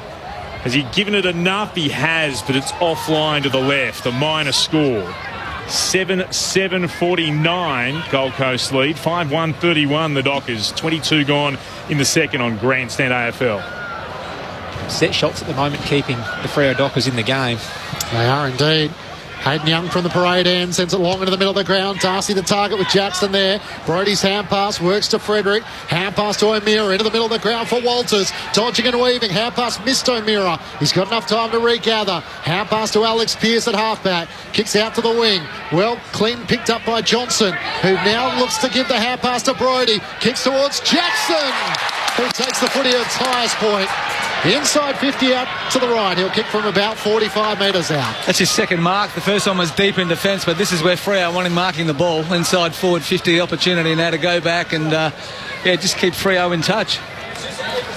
He's been good, Jackson, first quarter and a half. You know, he probably hasn't started this season at a new club the way he wanted to, but today, below his knees at ground level we've touched on, but now in the air as well, so he's becoming a hard matchup. 3 goals so far throughout this season in the purple. They'd love one here as the Suns have got a bit of a run on in this second quarter. Luke Jackson, the premiership demon, from right on 50, leans into it. Great finish. A little pump of the fist. Felt like that was telling for the Fremantle Dockers. Pulls the margin back to 12 points the Gold Coast Suns way. 7-7-49 to the Dockers, 6-1-37. 23 minutes gone. Second term here from Norwood on the parade. With Stephen Williams and Scott Thompson. How often, Tomo, have we seen games decided by the ability to score and kick goals? We've seen the Gold Coast probably dominate the game so far. They have the opportunity then to kick another one, but their inaccuracy has just left the door open and Freo go down, have another opportunity, and I think they've had 3 probably opportunities for goal this quarter and kick 3 goals. So, Gold Coast just need to be better in front of goal and the game can be theirs. Absolutely. We've got a number on how many set shots the Gold Coast have missed out of their 7 behinds. Let me get on to that for you, Tomo. I reckon we work that out. What I can say is they've had 4 or 5 significantly more marks inside 50, 10-6 in the game so far, the Suns. Restart, no one gets a telling clearance. Sarong tries to get a hand pass out of there. Brayshaw dives over the top of it. Rao will pick it up. And well held in the last game, Rao against St Kilda, and he hasn't been his usual effective self tonight either, as Sarong is able to get the ball. Kicks up the middle. Banfield gathers, pops a hand pass over the top. Frederick, great chance here for Fremantle. Frederick on to Schultz. He steadies. Oh, he's missed. He's absolutely slaughtered it from 25 metres out. Should have nailed that, Lockie Schultz. A minor score, though. Second for Fremantle of the game. 6-2-38 to 7-7-49 the Suns. 25 gone in the second. Well, it brings the Suns back into play from the Roger Woodcock end to Mac Andrews. What now? Risky kick to centre-half back. Long was up for it. Takes the mark over Walters. It opens up in front of him. Around the eastern side where Lukosius takes the mark. A booming kick. Looking for Swallow. He rises and pulls in the mark against Clark. What a great mark and a great kick. That was Mac Andrew, wasn't it? We talked about the kick. It was risky, but he took it on, and the reward paid off. It just released the whole team, and once again, Lukosius, his ability to get the ball in quickly and to the favoured side of his teammates has been outstanding today. Yeah, that high risk, high reward to open up the full face of goal coming through the middle of the ground, and Lukosius now up to 11 disposals. We've touched on his kicking ability, all 11 kicks. It's not the most likely leading goal scorer, but this is for his third. David Swallow comes in and steers it through. Suns answer straight back at the other end. And they return it to a 17-point advantage as David Swallow kicks his third. 8-7-55 to the Dockers, 6-2-38. 25 minutes gone, second term on ABC Sport with Stephen Williams and Scott Thompson. Yeah, well done, Mac Andrew. He's only a young player, hasn't played a lot of footy, but he's played 5 games, but he's just so tall and rangy and athletic and beautiful leg. He just saw his teammate out there, took the kick on, hit his target and opened the whole game up for the team from that point on. Lukosius, 1 goal, 3, and also a couple of goal assists now, 2 to Swallow. Goal assists, that is. He's kicked 3 himself. Grandstand AFL at Norwood Oval as this festival of football gather round continues in Adelaide. Darcy wins it down. Comes away the Suns though. Rao involved, then Miller. Hand pass back inboard, Lemons tackled. Managed to bob up, hand pass forward only as far as Brayshaw. Evades Miller, evades Moyle. Did well for the Dockers. Gives it off to Hughes. Goes across half back and marked there by Walker in the long sleeves of Fremantle. Out to another long sleeve player in Aish. Kicks towards Frederick. Marks just shy of right half forward. Stabs it short. He stirs. Marking 60 from goal. About a metre in from the boundary. He'll put it into the right forward pocket. Andrew again put himself in the right position. Won it to ground. Spilled over to Waters. Tackled immediately. Ball jars out. Umpire says play on. Jackson kept it alive for the Dockers to Walters. Goes back by hand to Aish under real pressure. Couldn't get a clean hand pass away. Hacked out of trouble by the Suns. Picked up by Walker. Breaks one tackle. Hand pass forward to Aish. Holman gets him. Handed on to Brodie. Brodie for the Dockers. Into the right forward pocket. It's got too much on it. Has it? Yes. Floats across the boundary line. It'll be a free kick to the Suns at left fullback. They lead 8-7-55 to 6-2-38. 28 gone in the second. Great pressure just by Gold Coast to make Freo. Every kick they had, every handball was under pressure, and they were able to win the ball back with that out of bounds on the full. Mac Andrew short to Lukosius, who kicks up the wing, and Noah Anderson takes the mark right in front of us. What a kick that was. Certainly was. We've got a great view of that. We're in the Western stand here at Norwood Oval. There's Noah Anderson, beautiful flush kick off the boot up towards King. In front, great mark, Brendan Cox, who set himself in front. And pulls in the mark for the Fremantle Dockers at left half back. Suns leading by 17 points. They got it out to 18 points in this quarter. As Cox just sets it around the wing. Jackson will fly with Chol in front. Bounces through the legs of Brayshaw. Lukosius hand pass to Ellis. He looks to drive a kick forward towards Ainsworth. In a tangle with Ryan. Ryan got rid of him. As Ainsworth slipped over, the umpire said illegally.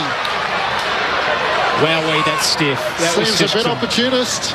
Great body work there by Ryan. And just the bigger man, wasn't it? The bigger man winning the contest. But yeah, the umpire saw something foul in it, and now the opportunity for Ainsworth.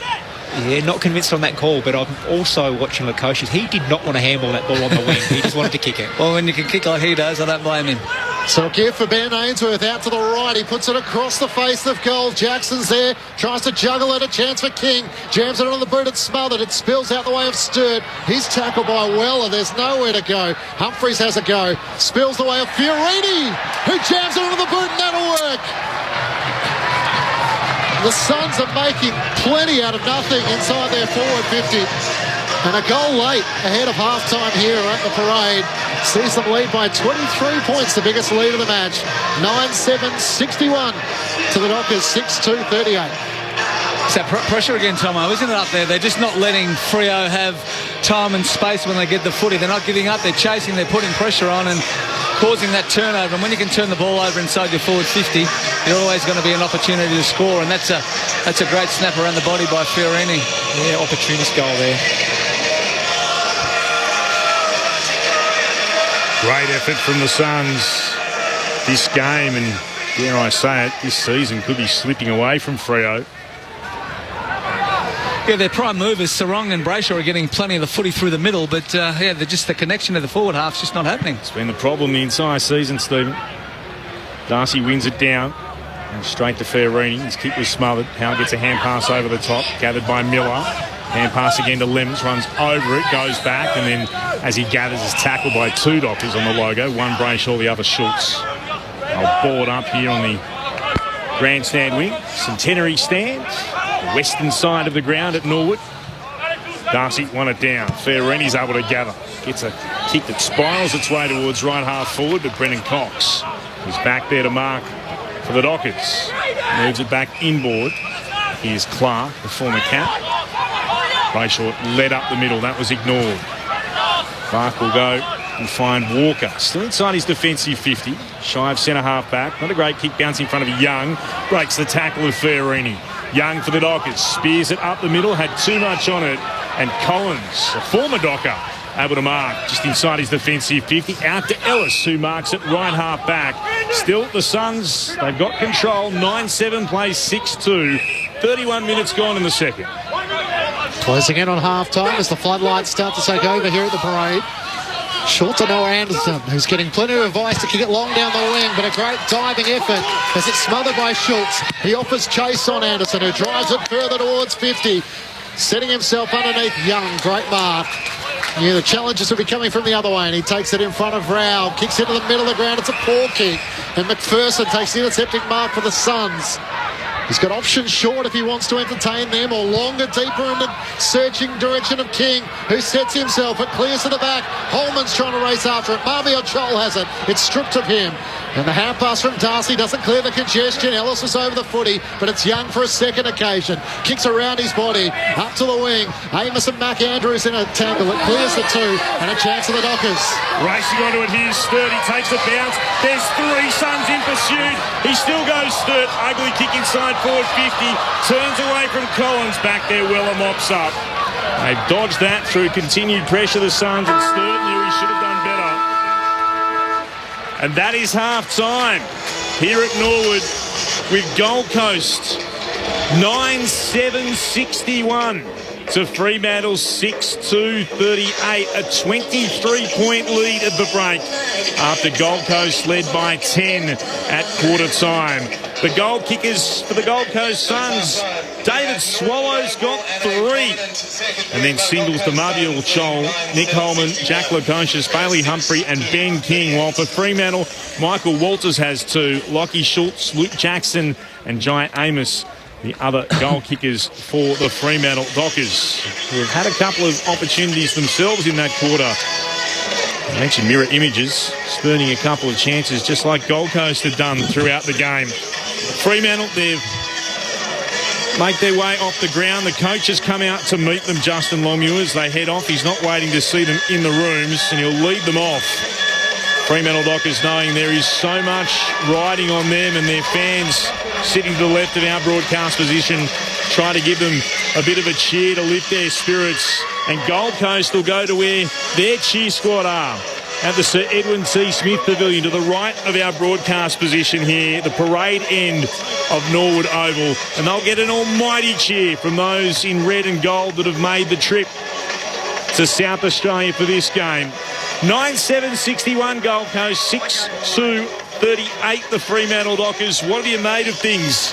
Our experts on Grandstand AFL on ABC Radio, News Radio, Sport Digital, and of course now streaming on the ABC Listen app. Scott Thompson and Stephen Williams.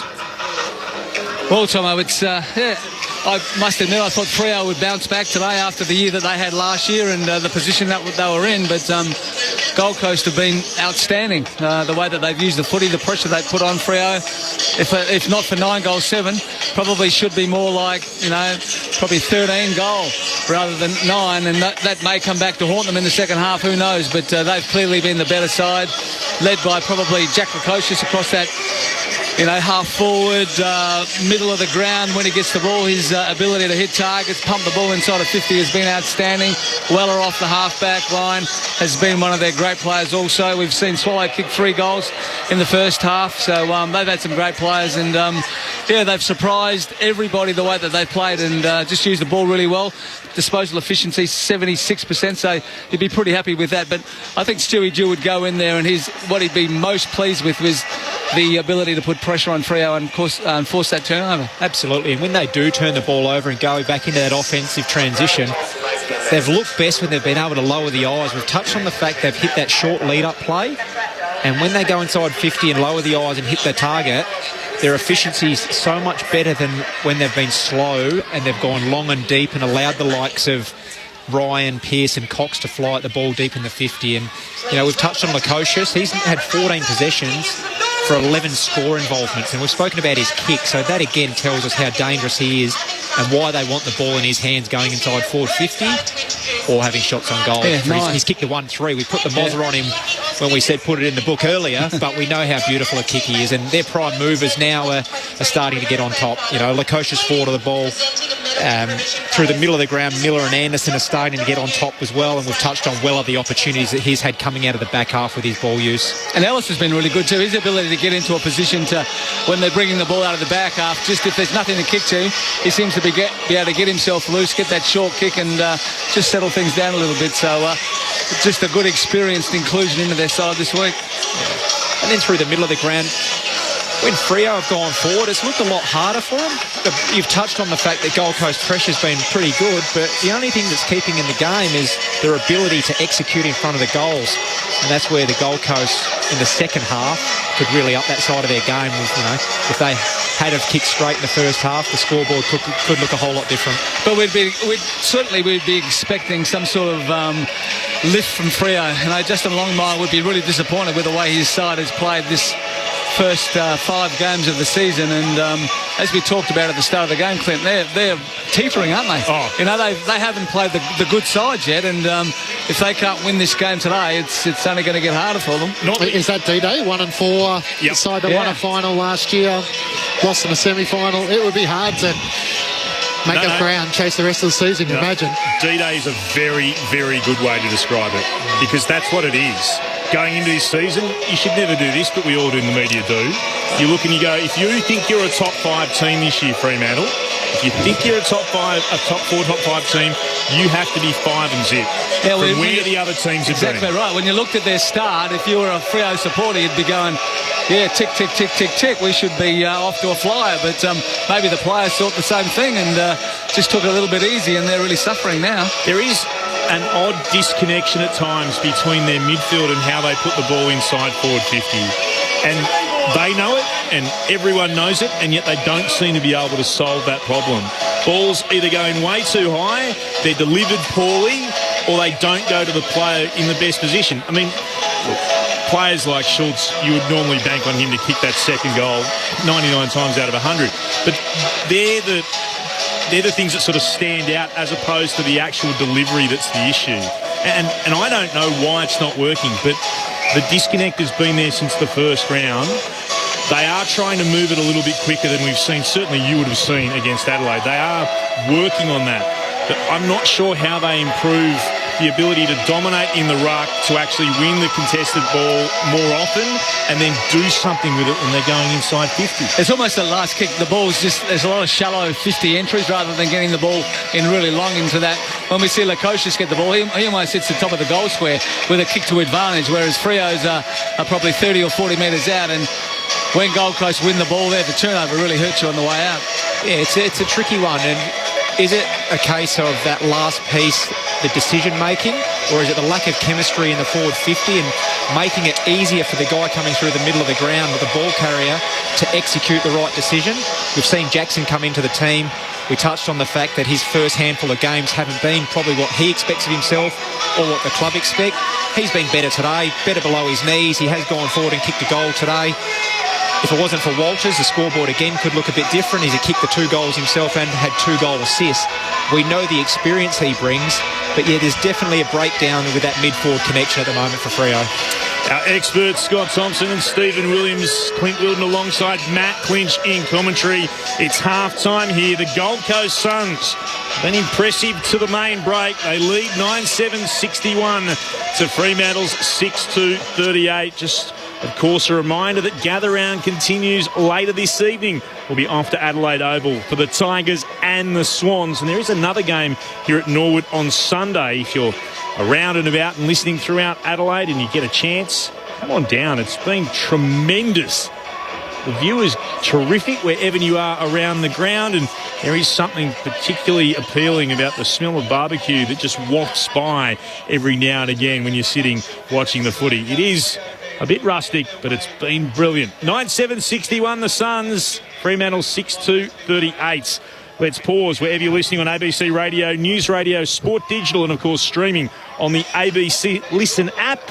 This is Grandstand AFL. Let's take the latest from the ABC Newsroom.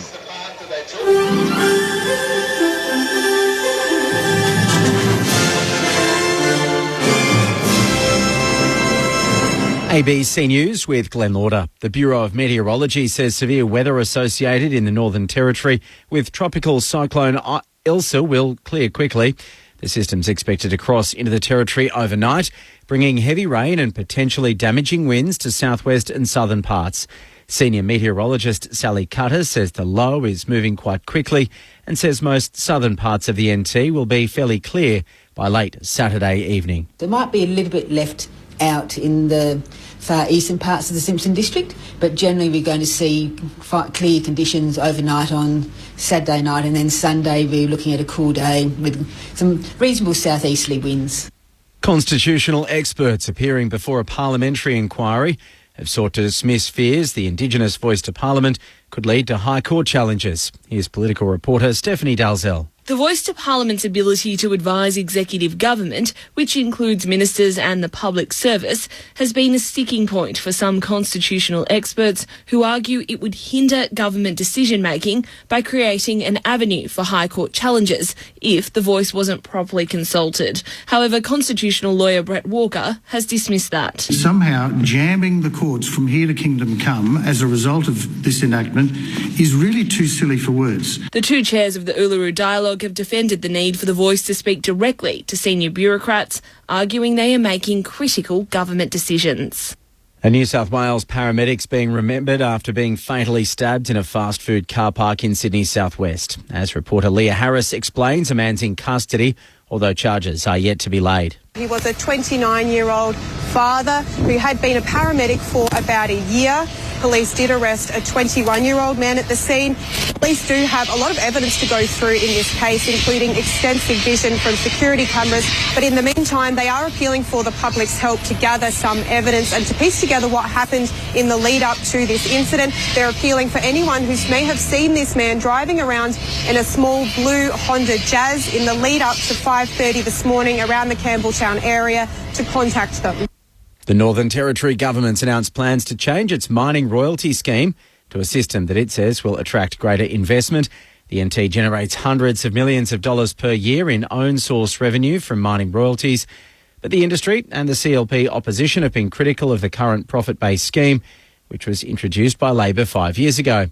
Mining Minister Nicole Madison says the introduction of an ad valorem system, which calculates royalties based on the value of the commodity, has been recommended by the NT's Mineral Development Task Force. It is the system that is seen as highly competitive, and I make no apologies for chasing down investment, for wanting to have the Northern Territory seen as the best place for mining in the nation.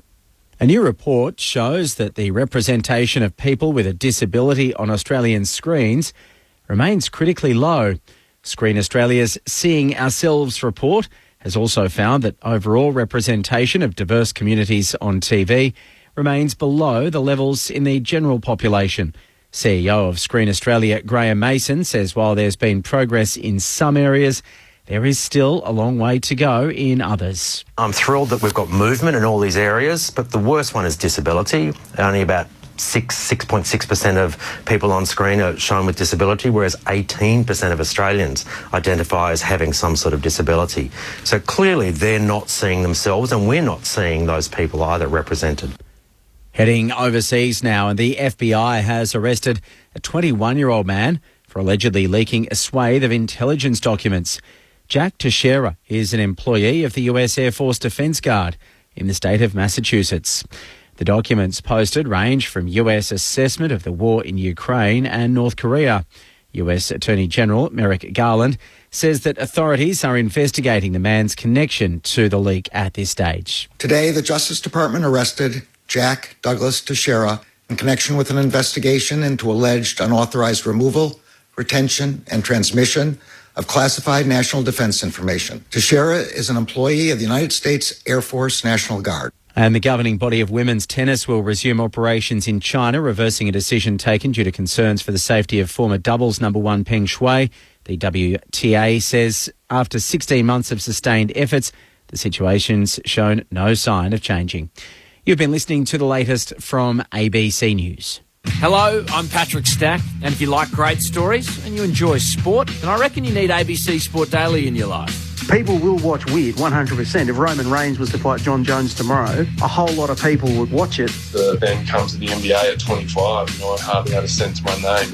Andrew Abdo was definitely put in the shade. He only got a few questions. I'm not sure they'd tell me another one if I told some of the stories. It's your daily sports conversation, and it's called ABC Sport Daily. Find us on the ABC Listen app.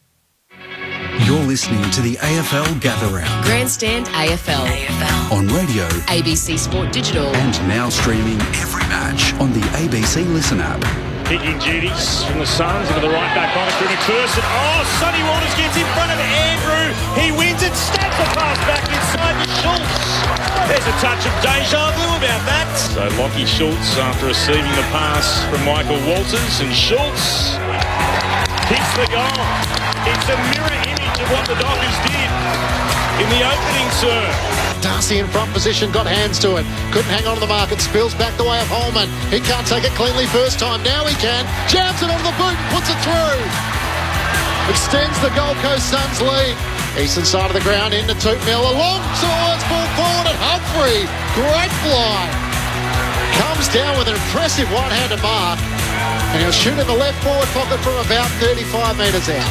The 18-year-old from the Gippsland Power looking for his first goal in AFL footy. Starts his approach. Bailey Humphrey comes in and kicks the goal. Who now looks to give the hand pass to Brodie. Kicks towards Jackson, who takes the footy at its highest point. The inside 50 out to the right. He'll kick from about 45 metres out. Luke Jackson, the premiership teamman, from right on 50, leans into it. Great finish. A little pump of the fist. Around the eastern side where Lukosius takes the mark. A booming kick. Looking for Swallow. He rises and pulls in the mark against Clark. It's not the most likely leading goal scorer, but this is for his third. David Swallow comes in and steers it through. The 2023 AFL season. On radio ABC Sport Digital. and now streaming on the ABC Listen app. It is a sight to behold, this grand old stage, home of the Sandful Premiers for 2022, the Norwood Redlegs. At the moment, it's home to the AFL for another half of footy and for a full game on Sunday at Norwood Oval with Gold Coast in front of Fremantle 9-7 61 to 6-2 38. And while the crowd continues to mill around and do their best to get something to eat from one of the various barbecues taking place or something to drink from many of the stands that are here, it is a sight to behold. The floodlights are on, magnificent setting. And the question is, will the game in the second half match the setting? Because Fremantle, you get a feeling, Matt Clinch, that perhaps Gold Coast was starting to move away from the Dockers, who would know full well that their season is on the line if they drop this to be going 1-4. This is a team that won a final last year. Barely, outside of a Western Derby win against the bashed-up West Coast, they barely fired a shot in season 2023. But they have got this half to turn around, and one thing we've known in the last season or two is you can get runs and momentum can shift very quickly. The Dockers will be hoping for all of that and a bit more. Yeah, they'll have to play a little bit better than they are at the moment. One of the great appeals of this Norwood Oval is they're so close to the action. So the Fremantle coaching staff are walking past us to make their way up to the box, and there's certainly no smiles and no sort of joviality between them enjoying the atmosphere of here on the parade. So all pretty serious and a bit frustrated. But yeah, they had a great start last year. They won 7 of their first 8. And probably the most notable thing is that they haven't beaten the top 8 side so far this year. A lot of their losses have been against sides who didn't feature in the finals last year. So there's a lot of work for Justin Longmuir and his charges to try and turn around, and they'll be hoping to do so starting with this second half. Let's go out and amongst the crowd. I think it's the right thing to do because it is such a great scene. They've packed in here at Norwood Oval. Aaron Bryans is out and about. Aaron, where are you? Incredible atmosphere tonight, Clint. I'm actually in the Fremantle cheer squad. Surprisingly, as I mentioned off the top of the broadcast, over 8,000 fans from out west have made the trip over here to South Australia. Now, unfortunately, most of the ones in the Fremantle cheer squad, by the sounds of things, are actually from South Australia because they're Modra fans, but I've managed to track someone from over the border. Matt's with me. Matt, can you tell us a bit about how you got here today? Yeah, we drove overnight Wednesday night, leaving around about 8:30, 9 o'clock, and pulled up in here yesterday just around 5 a.m. Now, when you say drive, not from the west. No, we drove from Geelong. So. Can you tell us a bit about how you spent some time in Perth, obviously? Yeah, as a junior back in the late 70s, my parents split up and divorced, and we moved to WA for a short period of time, and a bit of that WA influence stuck with me later on in life. So. What do you make about the team at the moment? Because they're looking a bit 50-50. Battling along. I'd say they're doing best that they can at the minute. Plenty of room for improvement. We're hopeful. We're reasonably confident, so we'll stick with them. We've been here this long, we'll stick around a lot longer. So. Do you like Luke Jackson? Yeah, quite happy. So, yeah, it's going to take time for the team to gel around him, but time will come, we'll be right. So, Matt, thank you for your time. Best of luck in the second half. Wheelie, the only news I have from down here as well is that it is starting to drizzle a bit. So Port Vincent has been hit by heavy rain. I'd expect it to come this quarter.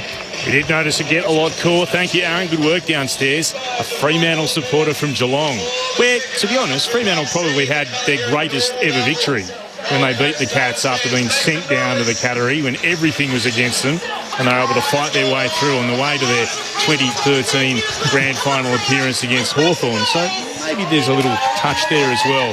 Nevertheless, the Purple Army, there are a lot of them in South Australia, and there's a lot of them that are used to travelling, no matter where they happen to go. So well done to those that have made their way across. Set for a start, second half. Matt Clinch, before that, any numbers stand out for you? Well, in terms of the individual numbers, it's Caleb Sarong who leads away with 16, Lukosius with 14, 11 score involvements, as Scott Thompson may mention, alongside his 1-3. And then Toot Miller with 13, Darcy McPherson and Noah Anderson with 12, 11 for Walker, Aish and Brayshaw. So Gold Coast Suns leading by 23 points. Second half about to start. Gold Coast over Fremantle. Matt Clinch to bring it to you here on Grandstand AFL. So the Dockers needing a big second half to try and turn it around. Darcy wins down the tap, but it's Anderson for the Suns who kicks it towards half forward. Great pick up by Wagner though for the Dockers. Across half back, kicks into the middle of the ground. McPherson's in front and takes the mark in front of Walters. Western side of the ground as he looks towards options and spots David Swallow, who's got 3 goals next to his name. Hughes went back with the flight. Did well not to give away the free kick. Holman was stripped of it and now has the footy trying to knock it out. Got it back to Swallow. Dragged down by Saron. Great tackle. No whistle as the fans walk right in front of us, and Jaguar O'Meara eventually sees it out of play. Andrew Swallow's unlucky. That's a free kick 99.9 times out of 100, so I think they missed that one. I'm just happy one of them, Scott Thompson, who's made his way back. He went for the bathroom break at half-time, which was very adventurous. Good timing. Yeah. I got told where it was and thought, I'm not making that in 8 minutes, as Brayshaw kicks the Dockers down the commentary wing. Trying to emerge with it here. A son who's immediately set upon. It's been held in. I had to make out I was part of the Oz kick to get back to the box, boys. Well, it's worked out. I was prepared to admit that, you know, the older man's got to know his limitations. I wasn't getting there in time and getting back, so I decided I'd sit here. If I call for a water bottle later on, you'll know why. One of the quirks of this ground, as Matt Clinch mentioned, occasionally people do walk directly in front of your box. And by directly, I mean you could lean out and steal chips from their hot chip packet as they go by. From the restart, socketed forward by Miller. Ball hits the deck here. Ainsworth tried to get a hand pass away. It was stolen, though, by Darcy. Gave it on in turn to O'Meara, then to Sarong. Ugly kick into the middle of the ground. Fremantle still end up with it. Darcy goes a second time. Thumping kick inside forward 50. Jackson elects to punch. Spills down to Swallow. Back in defence. Hughes gets hands to it. Knocks it away. Good spoil from Ethan Hughes. And it'll tumble over for a throw-in in front of the Sir Edwin T. Smith Pavilion. The right forward pocket for Fremantle, about 40 out from their attacking goal. Spun in again. Darcy takes clean possession, got away from Moyle. Hard up against the boundary, throws it on the boot, kicks towards goal. Ball ricochets around. No one can pick it up cleanly. Schultz had it, was met by 3 Suns. Will ball it up in the goal square. Very unlikely character, wasn't he? Then Darcy, the way he was running along it, if it was Eddie Betts, he would have kicked a goal, but he just didn't quite have it. Spills to Schultz, back to Walters, who fires on his left boot. That was an impossible shot from the right forward pocket, almost bent it back, just not quite enough. Has been a part of a lot of everything that's clicked for the Dockers, but the Gold Coast Suns leading by 22 points. Comes the Powell from the restart. The kicking's into the right back pocket from Lemons. Now gets told to move it on. High and long towards right half back. Big pack underneath it. Hands through Rose's fingertips to Ryan. Dangerous kick across half forward. Waiting underneath it was Swallow. Hughes couldn't get there. Swallow was able to take the mark. He went to ground. He steers it out in the direction of McPherson. Marking in front of Walters, just shy of the logo. Commentary wing. Goes back again to Ballard, who marks. He's at left half back. Slow, deliberate approach from the Suns. Short pass comes to Swallow. Swallow comes down the commentary edge of the centre square to Lukosius. He'll wheel around and will kick inside forward 50. He wants Holman. Oh, through his hands, hit him on the shoulder. Jackson it behind. Gives it off to Freo. Cox, then to Walker, now to Young. Kicks towards left half back to Banfield. He marks at left half back, right up against the boundary. 4 minutes gone in the third. Gold Coast by 22. On the eastern side of Norwood Oval, comes inboard to Young. So involved once more, but he's still left half back for Fremantle, looking for options. He's kicked to Sarong, is on the half volley, he has to give it back to Young. Still at left half back. Long kick around the wing. Darcy makes the target, palms it down to the front, and it's Banfield for the Dockers. His kick is smothered by Powell. It goes out and across the boundary line on the eastern side of Norwood Oval. I think there was just a lack of communication with the Gold Coast forwards there. Three of them could have raffled that ball. Holman, the one that got hands to it, but again, I know we're repeating ourselves, but Levakovich's kick was beautiful. Scott Thompson with you on ABC Sport. That eastern side of the ground has a couple of rows of seats, and then your old suburban footy ground with people standing behind them watching on. Spills away. She knows a thing or two about this ground. Kicks inside 50. Sturt. Did he have it in front? Umpire says no. It was the man in behind him in Ballard who had more of the footy than him, and he takes the mark for the Gold Coast Suns. 25 metres out for his defensive goal. Suns by 22. Just that final kick inside 50, Freo, it's just a real panic kick. They haven't really been able to get the ball into somebody's hands that can actually lower his eyes and hit a leading target, making it pretty tough for those Freo forwards. It's a recurring theme in 23. Kick beyond defensive 50 towards right half back. No mark taken. Off hands. It comes down to Miller. Miller kicks down the eastern wing and then diving forward. Ryan has done well to mark. He's got it shy of the logo. Goes short. He's able to spot Pearce. New captain for Fremantle this year.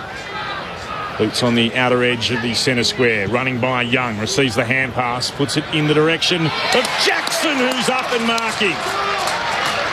Arms at full stretch. He marks 45 out from goal, but only a metre or two in from the boundary. He tracks back past one of the big light towers here. Will he be able to kick the goal? He'll have to carry at least 52. He'll put boot to ball from bang on 50. Kicking to the right of our broadcast position. Gets plenty of advice from a couple of spectators. Leaning on the fence on the eastern side. Here he comes. Luke Jackson, a hop and a skip. And then puts boot to ball. It's a thumping kick. It's a mighty goal! Oh, Luke Jackson. That's one of the reasons why Fremantle paid the big dollars for him. What a strike of the football. A much-needed major. Fremantle, they land the first real blow of the third term with their seventh major. It's Gold Coast 9-7-61. Fremantle move to be 7-3-45, and we've travelled nearly 7 minutes in the third term on Grandstand AFL. Clint Milden with you alongside Matt Clinch and our experts Scott Thompson and Stephen Williams. Stephen, we've spoken about the Fremantle offensive chains, and that was off the back of an intercept mark by Ryan. They got that ball in the hands of Young. Nice representation from the big man Jackson, and then that's his second beautiful shot on goal. Yeah, that was just a good kick inside 50, wasn't it? To the advantage of the forward. The forward marked the ball and nailed the opportunity. Can one become two for the Dockers? Ryan got the clearance, just couldn't quite link up with Brayshaw. It's Toot Miller who gets the hand pass to Noah Anderson. A kick's looking for King in front. Clark taken high. Pretty courageous work there to go back into the unknown, keep his head up and get that free kick. The former cap gives it to Wagner. Sends it out to left half back and Aish has it. Third generation Norwood Premiership player. As he kicks wide to Sturt, can't take the mark. Frederick gathers, didn't have to break stride into the pocket. It's wide of Amos, and racing back is Mac Andrew. He's happy to see it roll out of play under the Sir Edward T. Smith Pavilion, and a throw in the left forward pocket. It's right up against the left behind post. And the Fremantle Dockers deep in attack, but trailing by 16. Just a bit more energy in the Fremantle game. They just look to be moving a bit better, getting the ball a bit quicker inside 50. From the throw-in, one down by Moyle. Oh, read beautifully though by Walters. Walters gathers it left full forward and runs it through for his third.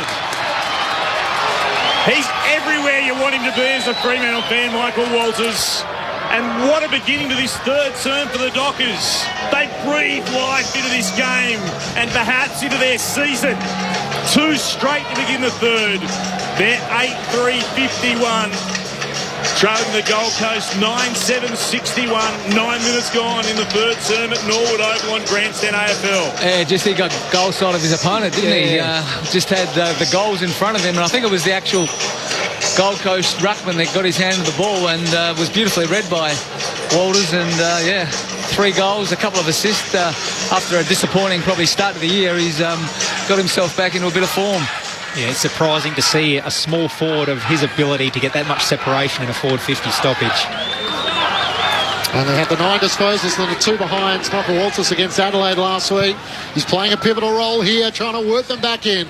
Moyle wins down the tap, back in the middle of the ground, but Sarong gets the clearance. Hand pass looking for Brodie. Pinched by Noah Anderson, who drives the kick over the head of King. It's brought down, though. Humphries is there. He tries to dive back on the footy. It's locked underneath him and Alex Pearce, and the umpire will ball it up 25 metres out from the Gold Coast Suns goal. Really starting to work his way into the game now, Noah Anderson. He's a great player and starting to dominate the game. Ryan takes it from the ruck battle. Nowhere to go as he's locked up by Toot Miller, and the umpire will throw it up. Ball put off. Darcy won it down deep in the Suns forward 50. Clark has to go back by hand. Oh, Pearce tried to shovel it back to him. Clark wasn't quite ready for it in the end. He's full stretch on the ground and fingertips just push it through for a rush behind. 9-8-62. The Suns still lead the Dockers, who are 8-5-51. 11 gone in the third term, with Ryan putting the ball back into play for the Dockers. Sends it long, looking for Darcy. Moyle flew. He wasn't really in the contest. Collins just fires a hand pass forward. Gets to half forward. Fiorini and Sarong both putting the bump on. Fiorini now over the footy as Sarong lays the tackle. And there's nowhere to go as Hughes comes in from the side. The ball up 50 metres out from the Gold Coast Suns goal. Heading to the Roger Woodcock end. The Norwood great as Moyle wins down the tap. Brodie for the Dockers. Hand pass to Brayshaw. Cutting inboard. He looks for options in the middle of the ground. Puts it out in front of the runners. Johnson after it. He gathers in front of Mac Andrews. Hand pass to Banfield at left half forward. Wants to try and give it back. Now on his left. Jams it inside 50. Collins going back. Couldn't go to the mark. Schultz sockers it off the ground. I think Lemons was shoved. He will get the free kick in the end as he just a bit awkward at the very bottom of his back where he landed awkwardly.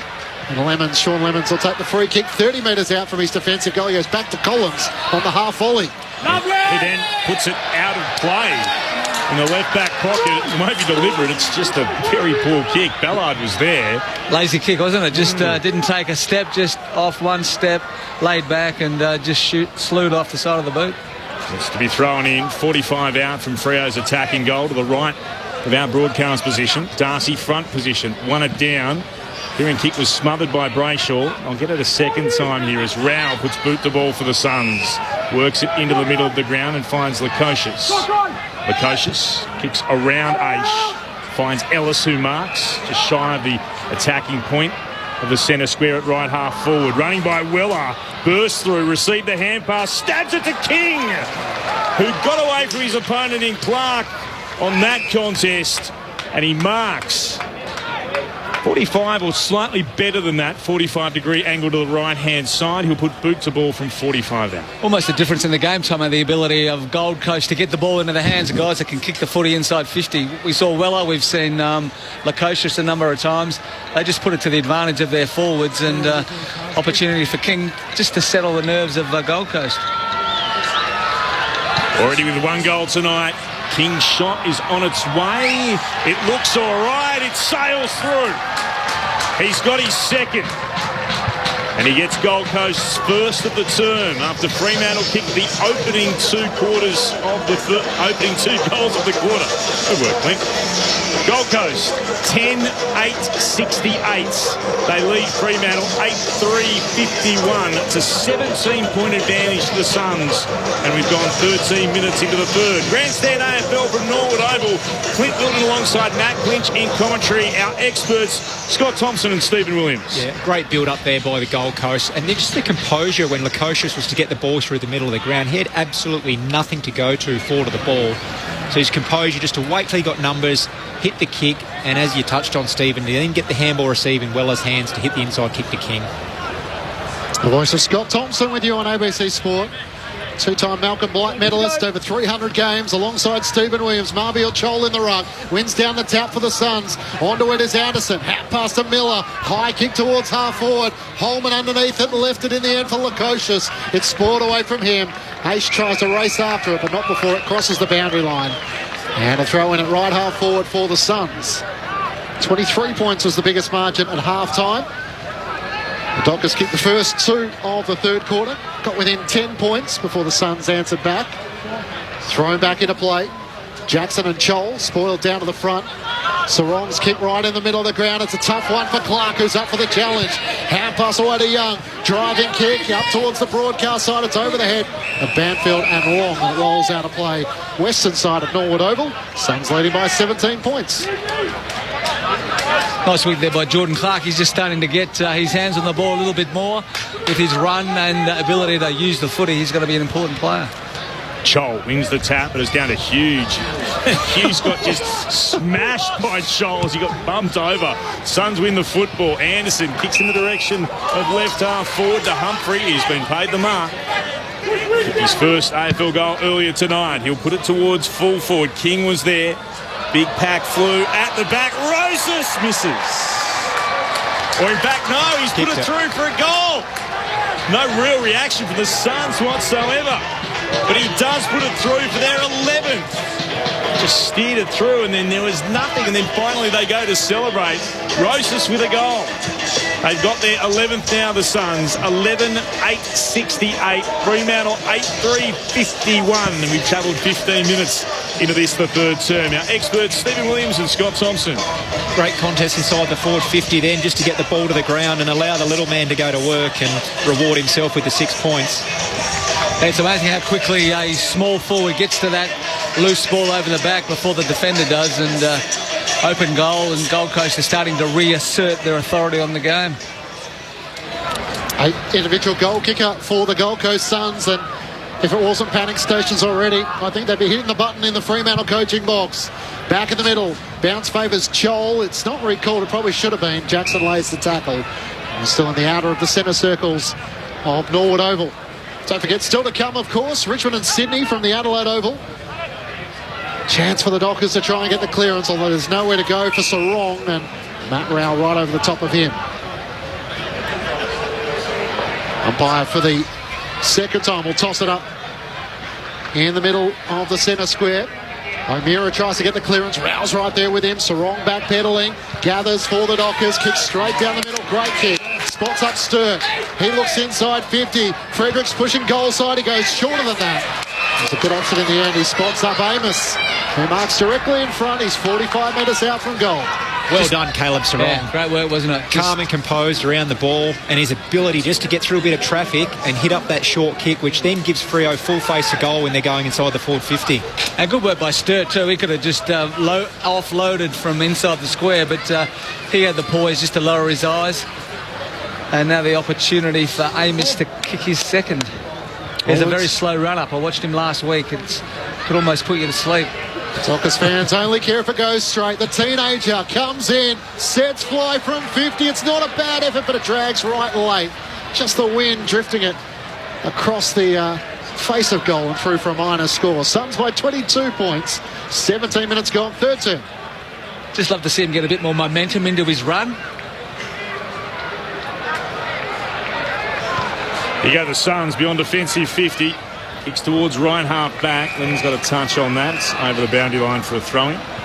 Just putting the Dockers have already activated those substitute. Will Brody coming on just after quarter time. Sam Switkowski, the player who came off. Bobby put back into play again. Jackson against Moyle. Jackson got front position, got hands to it, spilled down out the front.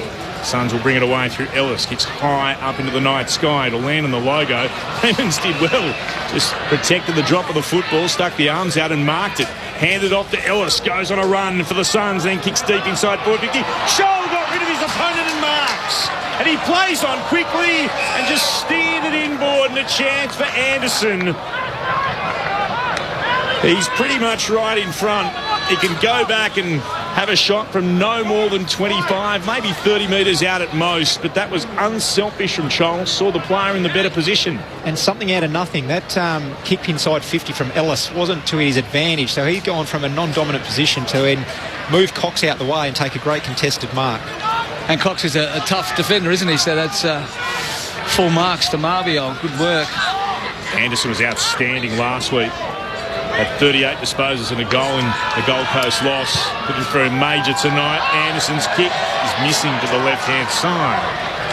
Minor score. 11-9-75 Gold Coast. Fremantle 8-4-52. And we've gone 19 into the third term. He's really worked himself into the match. He probably started off slowly, but he's had 19 possessions and one of the dominant players on the ground. Clark long towards Jackson and Darcy clears the two and Fredericks is off. Great run down chase from Powell. Just as he was about to kick inside 50. You could almost say it's a goal-saving tackle from Will Powell.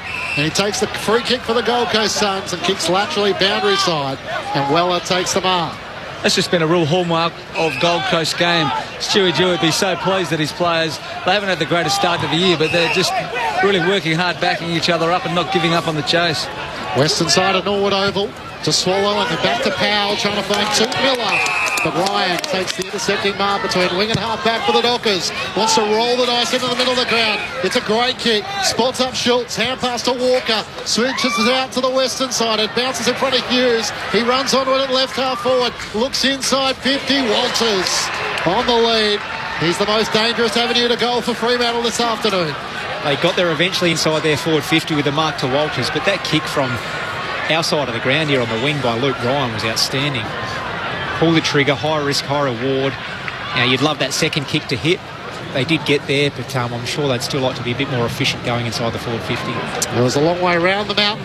The 32-year-old Sonny Walters out deep in the left forward pocket. Boy, could they do with this. Sets fly towards goal. It's across the face and Moyle getting back, punches it through for a minor score. 22 points is the Gold Coast Suns lead. We've ticked past 21 minutes gone in the third term on ABC Sport. You'd really like to see the Dockers get 2 or 3 more because I think kicking to the parade end certainly is the scoring end with that little bit of breeze behind you. So they got their work cut out. Powell kicks up the middle to Ferrini. He stabs it short again to McPherson. It's beyond defensive 50 to right half back where Andrew marks. Gets told to move it on. He'll kick high up into the air. Centre wing out of side. More front position. Couldn't mark. Spills down to Rowell. Knocked out of his hands. Wagner tries to emerge with it. Young in there working hard. Got a hand pass out the side. Spills over the boundary line. Hughes couldn't quite keep hold of it. On true centre wing on the eastern side of the ground. It'll be spun back in by the boundary umpire. 22 minutes gone in this, the third term. Gold Coast leaders 22 points. Feel like the next goal is big in this match. Darcy and Moyle, it spills down the way of Walters. He can't pick it up. The Suns outnumber them as Ellis's hand pass picked up by Brodie. Hand pass to Banfield. Through traffic. Gets the hand pass away to Brayshaw. Flying shot on goal. Yes! Just snuck it in. They ran the gauntlet through the middle of the ground and they needed one of their best movers, Andy Brayshaw, to finish in front of goal. Closes the gap back to 16 points the Gold Coast Suns way. 11-9-75 to the Dockers, 9-5-59. 22 minutes gone, third term on ABC Sport. Probably Will Brodie's best touch this year for him. He was able to win that ball and although he was getting tackled and lifted up, he just had the poise to be able to release Andrew Brayshaw and under some real pressure, Brayshaw was able to deliver. So, really good goal from Freo. Yeah, it was a little bit of something out of nothing in the end there, wasn't it? The ball was in dispute. Then, as you mentioned, with Brodie, ball on the body and brilliant finish.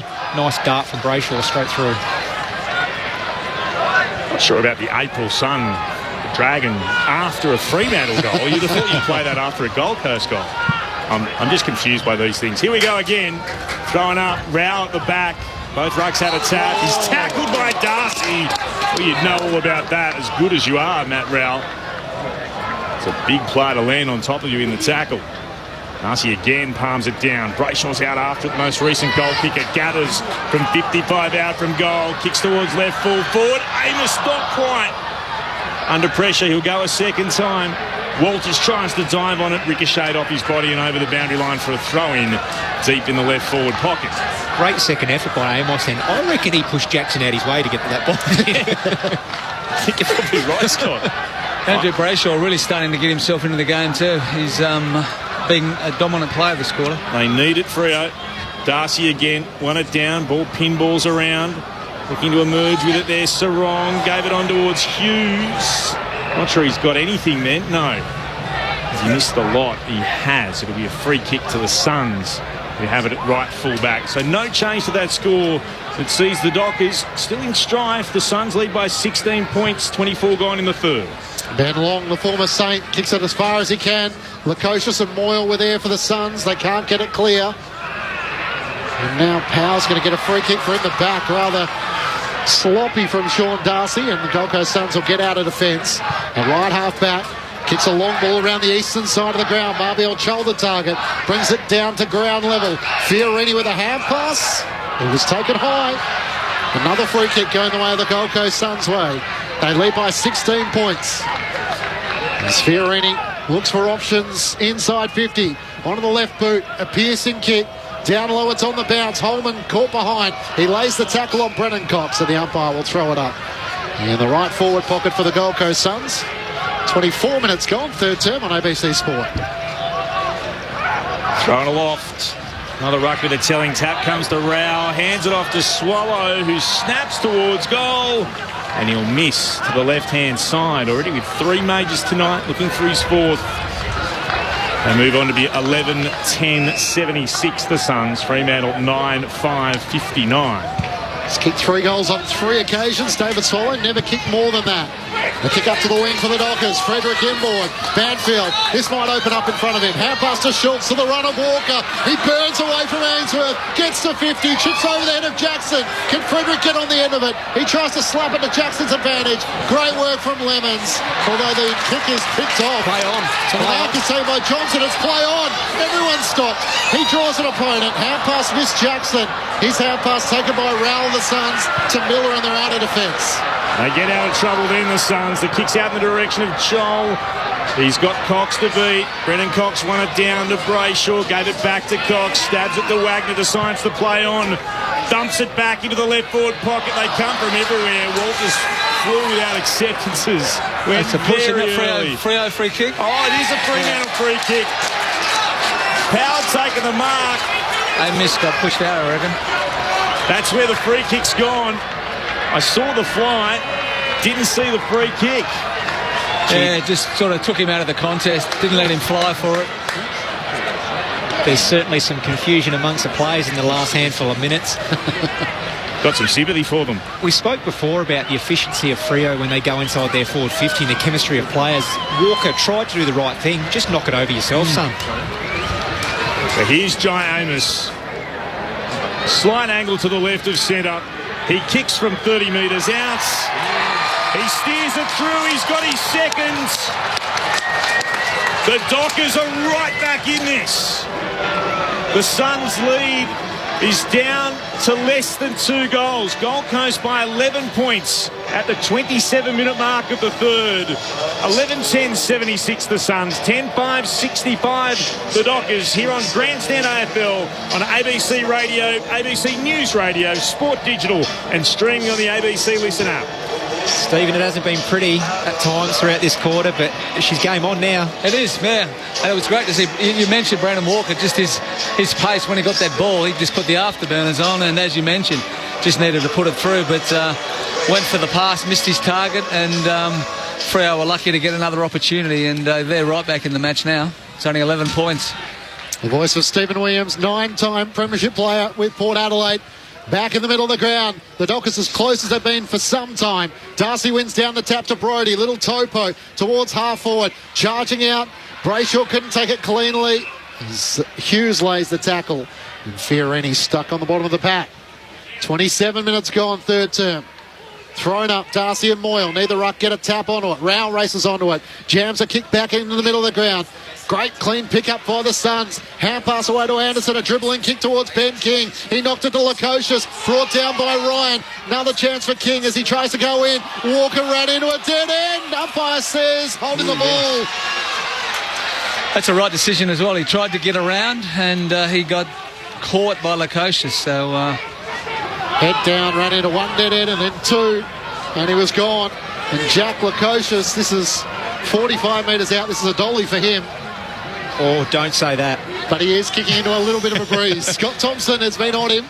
What's he got? 1, 3 and 11 score involvement. Yeah, 12 scoring moments. Yeah, 16 disposals, 15 of them kicks. 12 marks, 11 inside 50s and 12 score involvements. It's not a bad game. The old what could have been in the coach's eyes. Jack Lukosius with a chance to try and steady the flow for Fremantle. Comes in from directly in front, 50 out, puts it out to the right, and it's not working back. Put him down for 1-4 in your budget. The Gold Coast Suns leading by 12 points as we approach three-quarter time. It's really a bad miss, isn't it, for somebody of his ability? And it's amazing how well he kicks field kicking. But as soon as you get in front of goal, things change. Dockers moving to the left back pocket. Walker on in turn to Darcy. Dumping kick down the eastern wing. Good contest there. Collins came at it hard and punched it over the boundary line for the Suns. Throw-in just forward of centre wing for Fremantle both. Is there time for one more goal as we close in on three-quarter time? 11-11 plays 10-5. Suns in front. Throwing back in. Front position, Darcy. Palmed it down straight into traffic. Ball's locked in. Beating again. You can see Freo dropping one back here. Dockers have made their sub. Gold Coast have not. Brody in for Switkowski. Darcy took clean possession and then thumps it towards left half forward. It'll tumble over 52 out from Freo's attacking goal. Heading to the right of our broadcast position. Sir Edwin T. Smith Pavilion. That's where the Gold Coast fans have camped themselves this evening. Ball back into play. Darcy against Moyle. Darcy with the more telling tap. Emerging with it, Sarong. Got it off to Hughes. Under pressure. Wobbles a kick up into the air. Flying for it and marking. Great grab coming out after the football. Lockie Schultz. Smallest man out there. I was about to say the same thing. And almost marked it uncontested. He still had to leap at it. Still had to time it. Still had to complete it. He did all those. Got a couple already tonight, so yeah, this will make it very interesting with, what do we got, 44 seconds left in the quarter, so this will bring them right back within a goal. He's got two, should have had three. Lockie Schultz. Angle from the left-hand side from 47 metres out with a kick, have the carry. It does! He just had enough on it. Fremantle players, they come from every part of the ground to celebrate with him. He's got three now, and as we close in on three-quarter time, Freo are right back in this. Gold Coast 11-11, 77. The Fremantle Dockers 11-5, 71. 31 minutes gone in the third on Grandstand AFL. Sean Darcy's been really important for the Dockers this quarter. He's just really starting to dominate the game with his bulk. He's, he's only... Ned Moore's been serviceable, but this is his second game and he's playing against one of the really hardened AFL ruckmen, and Darcy's just starting to give his mids quite a ride. You're right, Stephen. He had 6 possessions for the quarter, 3 of those clearances. Scott Thompson and Stephen Williams with you as we're setting up for a thriller here on the parade. A chance of the Suns as Anderson can't break clear. Laying the tackle was Andy Brayshaw. We're ready to do it all once more. Just to the left of the two centre circles. Nudging towards three-quarter time. Darcy just sharps it forward. Running onto it, Weller. Can't pick it up cleanly first time. Hand pass to Swallow. Dragged down by Aish. Ball spills out to Sarong. Rolls out just in front of our son, Peter Bell. And the Fremantle bench as the security staff come up to the support of the coaches who make their way down to the boundary ahead of three-quarter time. Jack Lukosius has just pushed himself behind the ball as well, so there's only a few seconds to match to go in that game. Spun back in, well at the back, want it down for the Suns. Trying to get out to it, Rao. Aish got there first as the siren sounds. Fremantle were trailing by 23 points at half-time. They trail by just 6 at three-quarter time. Gold Coast have done an awful lot, but they're no guarantee right now as the Dockers stared into the abyss and they fought their way back. What a contest we've got for you coming up. The final term of Grandstand AFL. Gather round at Norwood Oval between the Suns and the Dockers. Gold Coast 11-11, 77. Fremantle 11-5, 71. The goal kickers For the Gold Coast Suns, David Swallow with 3. Ben King's got 2. Singles to Chol, to Holman, to Fiorini, to Lukosius, to Humphrey and to Rosas. While for the Fremantle Dockers, Walters has got 3. Schultz has got 3. Jackson and Amos with 2 apiece. And Andrew Brayshaw has a goal as well. It's the Suns who lead by 6 points with a quarter to come. Wherever you are on ABC Radio Perth and WA, ABC News Radio, Sport Digital, and of course, streaming on the ABC Listen app. This is Grandstand AFL. Victor Moa, Boomerang, Hills Hoist, One Day Cricket. Aussies are an inventive lot. It couldn't have been made anywhere else. Tony Armstrong is rolling open the shed door to explore Aussie creations. They tell us who we are and the times we live in. And in there lies the charm. From Speedos to Stubbies to the humble meat pie. Enjoy the show. Great Australian stuff. Tuesday nights on ABC TV and streaming on ABC iView. You're listening to the AFL Gather Round Grandstand AFL. on radio ABC Sport Digital. and now streaming every match on the ABC Listen app. Running by Young, receives the hand pass, puts it in the direction of Jackson, who's up and marking. Arms at full stretch. He marks 45 out from goal, but only a metre or 2 in from the boundary. Luke Jackson, a hop and a skip, and then puts boots aboard. It's a thumping kick. It's a mighty goal. Oh, Luke Jackson. Going to throw in. One now by Moyle. Oh, read beautifully though by Walters. Walters gathers at left full forward and runs it through for his third. He's everywhere you want him to be as a Fremantle fan, Michael Walters. Running by Weller. Bursts through, received the hand pass, stabs it to King, who got away from his opponent in Clark on that contest. And he marks. Already with 1 goal tonight. King's shot is on its way. It looks all right. It sails through. He's got his second. Hand pass to Banfield, through traffic, gets the hand pass away to Brayshaw, flying shot on goal. Yes! Just snuck it in. They ran the gauntlet through the middle of the ground and they needed one of their best movers, Andy Brayshaw, to finish in front of goal. Under pressure, wobbles a kick up into the air, flying for it and marking. Great grab coming out after the football, Lockie Schultz. Angled from the left-hand side from 47 metres out with a kick out the carry. It does! It just had enough on it. Fremantle players, they come from every part of the ground to celebrate with him. He's got 3 now, and as we close in on three-quarter time, Freo are right back in this. The 2023 AFL season. On radio ABC Sport Digital. and now streaming on the ABC Listen app. 1 quarter to come. The Suns lead by 6 points. They were up by 23 at the half. Can Gold Coast hang on? Can the Dockers stage a remarkable fight back? Let's find out what our experts think. Scott Thompson and alongside him, Stephen Williams. Well, Stephen, that third quarter, a slow start to it. And then we saw a number of momentum shifts throughout the quarter. Freo were able to get the first 2 and crawl their way back into the game. Gold Coast responded and got the next 2. And then throughout the back half, Freo pretty much owned it. But again, now we've touched on throughout the game, Gold Coast's ability to finish the set shot in front of goal. We saw that quarter. Lukosius had one who we've mentioned a number of times tonight. Anderson had a gettable goal. They both missed. Is it going to come back and bite them on the bum late in the game? Well, that does. It tends to happen, doesn't it? You only get a certain amount of opportunities in AFL footy. There's a lot of good players on both sides. So Freo certainly got themselves back into the contest. But kicking down to the parade end, I think Gold Coast certainly have the scoring end. There's a slight breeze going down that way.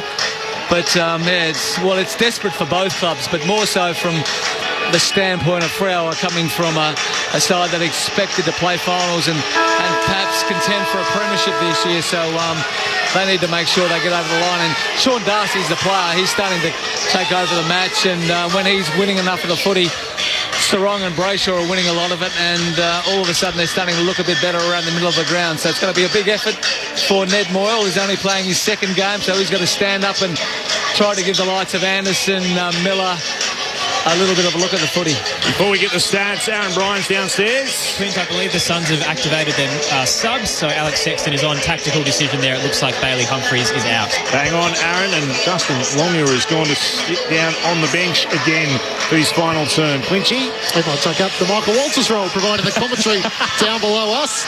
Sarong leads away with 23 disposals. Miller and Anderson with 20. Brayshaw with 17 alongside Swallow and Lukosius. So in that quarter, the Dockers kicked 5 goals to 2. They're as close as what they've been since the early stages of the match. Sets up for an absorbing final term. He did do a few games with us when he was a Collingwood assistant, as you'd remember. He did. What happens? Is it the Suns or the Dockers who take home 4 vital points from the restart? We're underway. Moyle got the tap down. Darcy put his head over it. Rao tries to emerge with it. Shoveled the hand pass out, but only as far as Sarong. Kick around the body, found Brodie. Dockers are away. Lovely delivery inside forward 50. Out to mark is Amos. And he's going to have a shot at goal from 45 out, 45-degree angle to the right. That's the sort of delivery that Fremantle have been crying out for. Yeah, Will Brodie just starting to make a little bit of an influence on the game. He come on as a sub early in the game and really didn't do much, but towards the end of that quarter he started to make an influence on the game, and that was terrific delivery. So a real opportunity to lock the scores up. Jai Amos. This to level the scores. There's so much hope and expectation on this young man. Puts it on the left. It's high up in the air. Would have the carry. Not quite. It bounces across the face. Just that lack of momentum in his run-up. Doesn't get any distance, does he? No, he gets no distance and a lot of height on the kick. Minor score. 5 points the lead now for Gold Coast. Opening 70 seconds. Final term. Well, it brings the Suns back into play. Spots up McPherson in the left back pocket, and he'll get 50. Not sure if that was the man on the mark.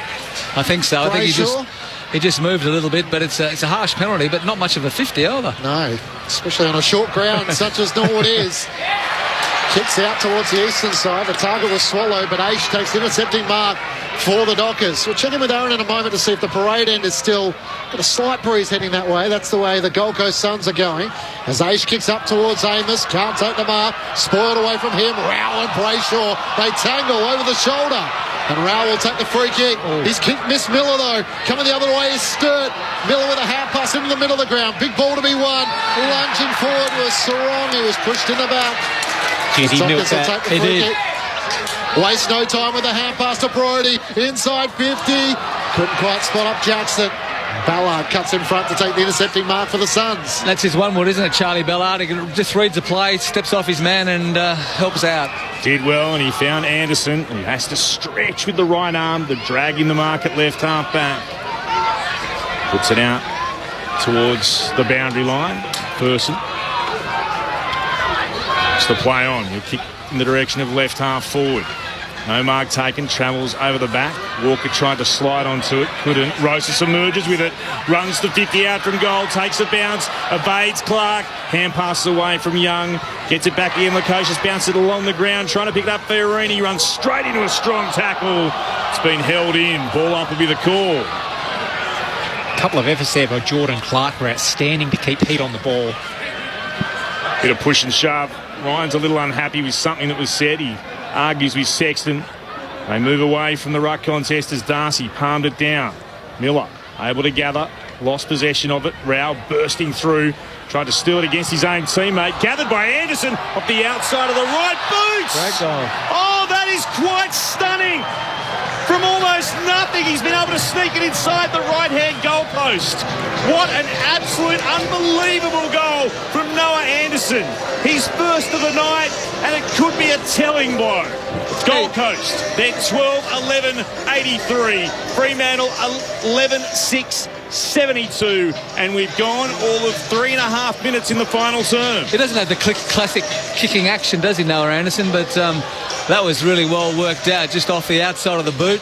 He was able to manage to get that one through, and that was a really important one for Gold Coast. The Dockers had been coming at them, had the first opportunity to have a shot at goal, but That'll certainly do the Gold Coast boys the world of good. Yeah, he's certainly starting to have a real impact on the game now. He's up to 22 disposals. First goal for the game that goes with 5 clearances. And also Matt Rowe's the other one as well. He's getting his head over the ball, and he actually nearly bowled Noah Anderson out the way then, but Anderson grabbed the ball and kicked the goal. Anderson with 22 disposals, and now a goal. Aaron Bryant's on the boundary. Breeze has lifted towards the parade end, and just quickly on the rain as well, it's just hit Glenelg, so hopefully it stays away for this final term. Anderson gets the clearance once more, hand pass to Miller, kicks inside 50, racing after it Sexton, putting the pressure on Walker. He emerges with the footy, the sub for the Suns. Hand pass to Ellis, screws it back towards the teeth of goal. Aish couldn't take the mark. It's only a couple of metres out as Ryan gathers. Clearing kick up towards Walters, who's on a long lead at half-back, had the arms chopped as he takes it on the defensive 50 for Freo. Kicks towards right half back, finds a teammate leading up to mark in Banfield. The Dockers wearing for the first time a black, what they call the stealth jumper, with purple neon chevrons at the front, all black, black socks, black shorts. Oh, kick back inside forward 50. Cox dropped the mark he should have taken under immediate pressure. Clark, though, was there to mop up. Handed it to Ryan, back to Clark. Handy little shepherd from Ryan as well. Stop Andrews getting to him. Kick towards the outer side. Good grab. Stretching to bring it down. Ballard just shy of the logo. Eastern wing. 12-11-83 the Suns. 11-6-72 the Dockers. 6 gone in this the final term. Only his second mark, so he hasn't had a real influence. That's his. That's what he does as good as anybody in the competition. Just drop off and help his other defenders out. Ballard to Weller and then inboard to Matt Rao, who's called to play on, so he looks to muster a kick inside 50. Marbiel Chol can't get a run at it. And Alex Pearce was well set. Takes the intercepting mark for the Dockers.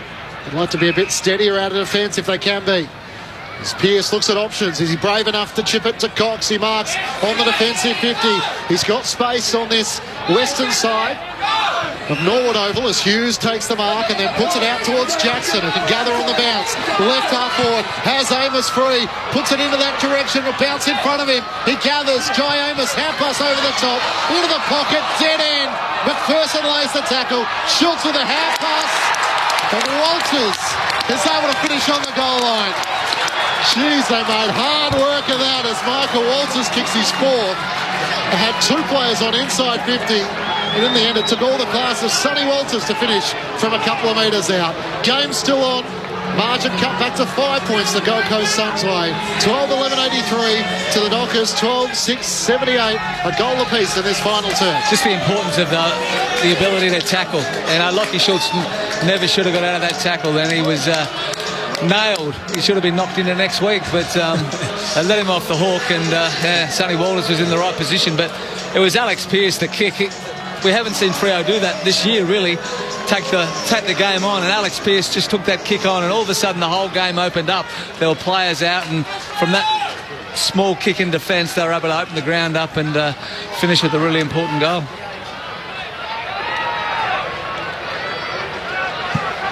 Bounce to restart. Umpire will bring this back. It's been a fantastic game of footy, hasn't it? You know, it has. For a small ground where we thought it might be a bit hard to move the ball up and down the ground, both sides have done it pretty well. Aaron, for those listeners outside of SA, when you say the rains hit Glenelg, what does that exactly mean? Tell us after the next passage of play as Darcy brings it away. Hand pass to Sarong. Hand pass now out to Aish. Fremantle inside forward 50, trying to lead out Walters, couldn't mark. Good spoil came from McPherson. Andrew, hurried kick only as far as Johnson worked it out to Banfield. Kicks up towards right, ball forward. Is it carried over the line? It has. Out of bounds. Is it out of bounds on the full? Did it get touched on the way through? It's going to be a ball in, so it must have been touched on the way through. We will come down to you as in just a sec. How good is the noise of the suburban ground. Thrown back in. Dockers deep in attack. Darcy taps it down. Banfield running through the head back. Knocks it to Amos. Can't break clear. Umpire circles. And Eleni Guftis will ball it up. And there's a bit of pushing and shoving as Ballard's involved. O'Meara was put down. A lot of numbers around this ball. Just 10 metres out from the Dockers goal. Darcy tries to take it on the rock. Jams it onto his boot. It was smothered. It spills away at Walters. Hand pass to Sturt. Snaps across his body. Misses to the right. A Sturt on the parade. Not to be. A minor score. And it's a 4-point lead. The Gold Coast Suns way. Aaron. Clinchy Glenelg is 15 minutes out of the city to the western side, so not directly opposite from where we are at Norwood, but very close. Imagine a Sturt winning a game for Freo at Norwood. Could that possibly happen? Suns. Beyond defensive 50 with the restart. Big packet right half back, and it spills down for them. And they'll look to move it quickly. Well done here. It came from Ainsworth, and now it's with Sexton. Stands right up against the boundary on centre wing. He'll put it long and high towards the right forward pocket. 2-on-2 battle off hands. Ainsworth's down there, got a hand pass away to Holman. Hand pass was meant for Long. Couldn't get it the first time. Dockers trying to apply pressure. Ball still being locked in. Hacked back into the middle. Trying to get a hand out. Fiorini to Holman again. 55 out from goal. Kicks around the body towards full forward. The punch of the football came from Pearce. Made absolutely sure of it and saw it over the boundary line for a throw-in. No more than 10 metres to the right of the Suns' goal. They still lead by 4 points. 10 gone in the last. Great spoil by Pearce. Then the intensity levels It's picked up, a hasn't couple it? of Yeah, notches. it certainly has. Players know how desperate it is now. Scott Thompson and Stephen Williams with you on ABC Sport. Darcy tries to take it out of the ruck. Miller trying to race onto it. There's nowhere to go. He's hard up against the boundary line. Walker is shoved out. The Gold Coast cheer squad is that end, the parade end. They're leaning over the fence, giving the boundary umpire some advice. Both these sides 1 and 3. It's such a massive game in the contest. All coming down to the last quarter. Suns leading by 4 points. Thrown back in. Spills the way to Miller. He becomes the tackler. McPherson over the top. Umpire lets it go to see if it'll come out. Miller's hand pass picked off by Sarong. Kicks the half back. Banfield flies in the pack. Can't take the mark. Schultz with the hand pass to Brayshaw. Looks up the western wing. Good kick that finds Amos. Centre wing on the broadcast side. Amos by hand to Sarong. Sweeping Polly Farmer-like hand pass to O'Meara. Running by it comes to Schultz. 1-on-1 inside forward 50. Frederick Blue and marks. He'll go back and can put Fremantle in front if he kicks truly on a 45-degree angle to the left from 40 metres out.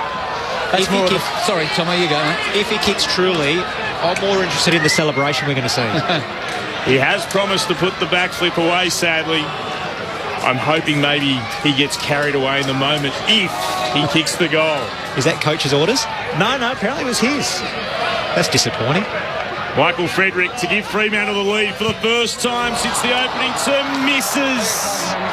Oh, it was there for him. He puts it to the left. Never going to be a goal. What beautiful ball movement, though, once again from Freo from their back half. They were able to take the game on. They had waves of player running. They shared it with handball. 3 points of difference in favour of the Suns. 12 gone in the last. The umpire with a whistle before Powell had kicked it. It's coming the way of the Dockers, and Alex Pearce has it at left half forward. Took a step off his line and played on. So kicks inside 50. In front, Powell brought it down. A chance for Schultz. Hand pass to O'Meara. Through traffic, Brody. Slinging tackle. Well, Collins, who locked up Banfield, who's very slow to get up from the turf. It's 40 metres out from the Dockers' goal. 12 minutes gone, final term. Jackson wins down the tap. Scholl takes it from him. Kicks up towards halfback. King and Pearce in a wrestle. It spills to Lukosius. Stripped by Cox. The Dockers defender gathers. Swings back onto his right-hand side. Almost brought down. Gets the half pass forward to Hughes. Sarong around the boundary line. Pushes off Anderson. Smothered by Rosa. Rouse in hard. He's tackled by Brody. Hughes comes over the top. Umpire will ball it up. Yeah, it's really ramped up now. It's a great game of footy. All the players know the game's on the line and they're really putting themselves into the contest. It's breathtaking footy in front of us here on Grandstand AFL. Jackson wins it down to Hughes. Chance to go forward again through Johnson to Jackson again, hard up against the boundary. Kicks the left half forward. Schultz marks 55 from goal. He'll look to wheel around. He runs the 50 out. He steps around Scholl from 55. Kicks towards goal, but he's offline. Minor score. 2.4 game. 14-minute mark at the final term. It's a thriller at Norwood. So Fredericks put it out left and Schultz has gone right, Tomo. Where are you aiming this? I thought he actually put it in a good spot. I thought it might come back, but just had a bit much power in the kick. It's going to be a hard one to try and nail from outside 40. Long kick from Powell out of defence. Cox for the Dockers. Runs the boundary line. He keeps it alive at left half forward. Driving kick inside 50. Amos the target. It clears him and Ballard. Collins gets back. Hand pass to Weller for the Suns. Drives the kick up towards Jackson and Chol. Jackson got hands to it, couldn't complete it. Lukosius volleys it forward. Pearce in front of King. King tries to work his way to the front. Hand pass to Roses. He brushes off a tackler. Turns back on his left. Kicks over the head of Sexton. Racing back is Young. It's still a chance though for the Suns. As onto it is Ben Long. He tries to get a hand pass to Sexton. He gathers right forward pocket. Kick is intercepted. Mark is taken by Wagner in the left back pocket for the Dockers. It's got better as the game's gone on. Wagner was struggling a little bit early, but his last couple of quarters have been good. Some big wins by some of the Freo backs in the last few minutes. Couple by Cox, that one by Wagner. Short pass went to Sarong. Kicks to left half back. This is Johnson. The very talented mids will get more opportunity this season with David Mundy having retired. Johnson kicks towards centre wing. Jackson flew, got hands to it, had his arms chopped. He'll get the free kick. Weller climbs up off the deck and the Sun throws it back to Jackson. He's been told he has to go back over his mark. Grayshaw's back on the ground. Sarong comes off for a breather. So Jackson takes a couple of steps. He'll put it back inside the attacking 50 for Fremantle. Ballard too strong for Amos. Great mark. He takes the defensive mark for the Suns, who still lead by 2 points, and he goes up the corridor to Rowell. 16 gone in the last. Matt Rowell looking for options. Comes through the middle. Lemons takes the mark in front of Schultz. They've been pretty brave all night, Freo, looking for that kick in the middle, so they probably need to continue it. Take the game on. Looks out to our broadcast side, the western side of Norwood Oval. It's over the head of Moyle. Good mark taken by Young. Intercepting mark for the Dockers. Into the middle of the ground. It opens up as the mark is taken by Banfield. Hand pass away. Brody in two minds. Feeds it away to Clark. He kicks out laterally. Out in front of Frederick, who's got speed. Wheels onto his left. Inside 50. Amos on the lead. He wants to give it up. He does so, and Johnson takes the mark directly in front. That's a big difference between the two sides at the moment. Freo now throwing caution to the wind, and if that kicks on in the middle, they're not hesitating but to kick it in there, and they're starting to open the Gold Coast up. Yeah, it was Young on that occasion. That inside 45 kick, we've touched on, if you're able to hit it and you've got the ability to hit it, what it opens up for to the ball. The Western Australian in his third game, what a time it would be to kick his first goal. Directly in front. He'll kick from about 45 metres out. Matthew Johnson comes in and puts Freo in front. What a time to arrive. And the Dockers players come from everywhere to celebrate. 17-minute mark of the final term. Freo take the lead by 4 points. 13-9-87 to the Gold Coast Suns. 12-11-83. I've got that down as the third lead change of the match, but the first since late in the first quarter.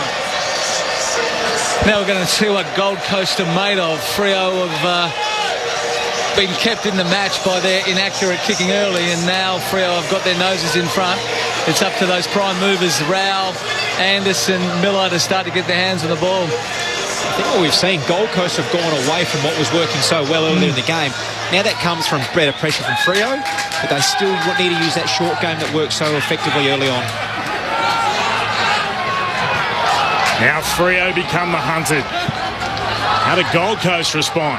Darcy wins it down. Brody got the arms free. Miller stays down in the centre circles. He's up, but he looks a bit sore. Freo sent it towards full forward.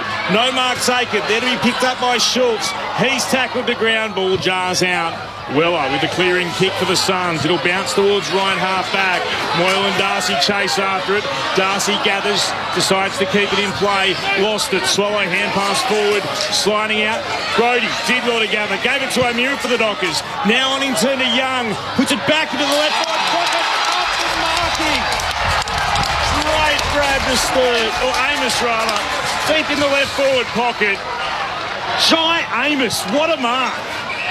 They look a different team, don't they, to the team that I saw play Adelaide last week. Just the way that they're moving the footy. They're up and about now, Freo. Tough kick, though, for a left footer. He's got a couple tonight. High draft pick, top 10 draft pick in 2021's draft. This would be big for the Dockers if Amos kicks truly. Tight angle, only a metre in from the boundary. He steers it through. Fremantle, they're out to a 10-point lead. It comes at the 19-minute mark of the final term. After trailing for most of the game, the Dockers have thrown down an almighty challenge to Gold Coast. Amos, he gets his third.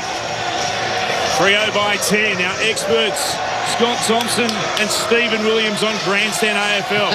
Well, Brodie's the man too, isn't he? It's not so much Sarong and Brayshaw. It's been Will Brodie the last couple of times out the middle. So he's starting to get a little bit of confidence back into his game, getting back with a bit of the form that he showed last year. Yeah, they've got the game on their terms now. They've got all the momentum, Fremantle, and as we see, even when Gold Coast win it back now, they're feeling that perceived pressure and they're just banging it on the boot.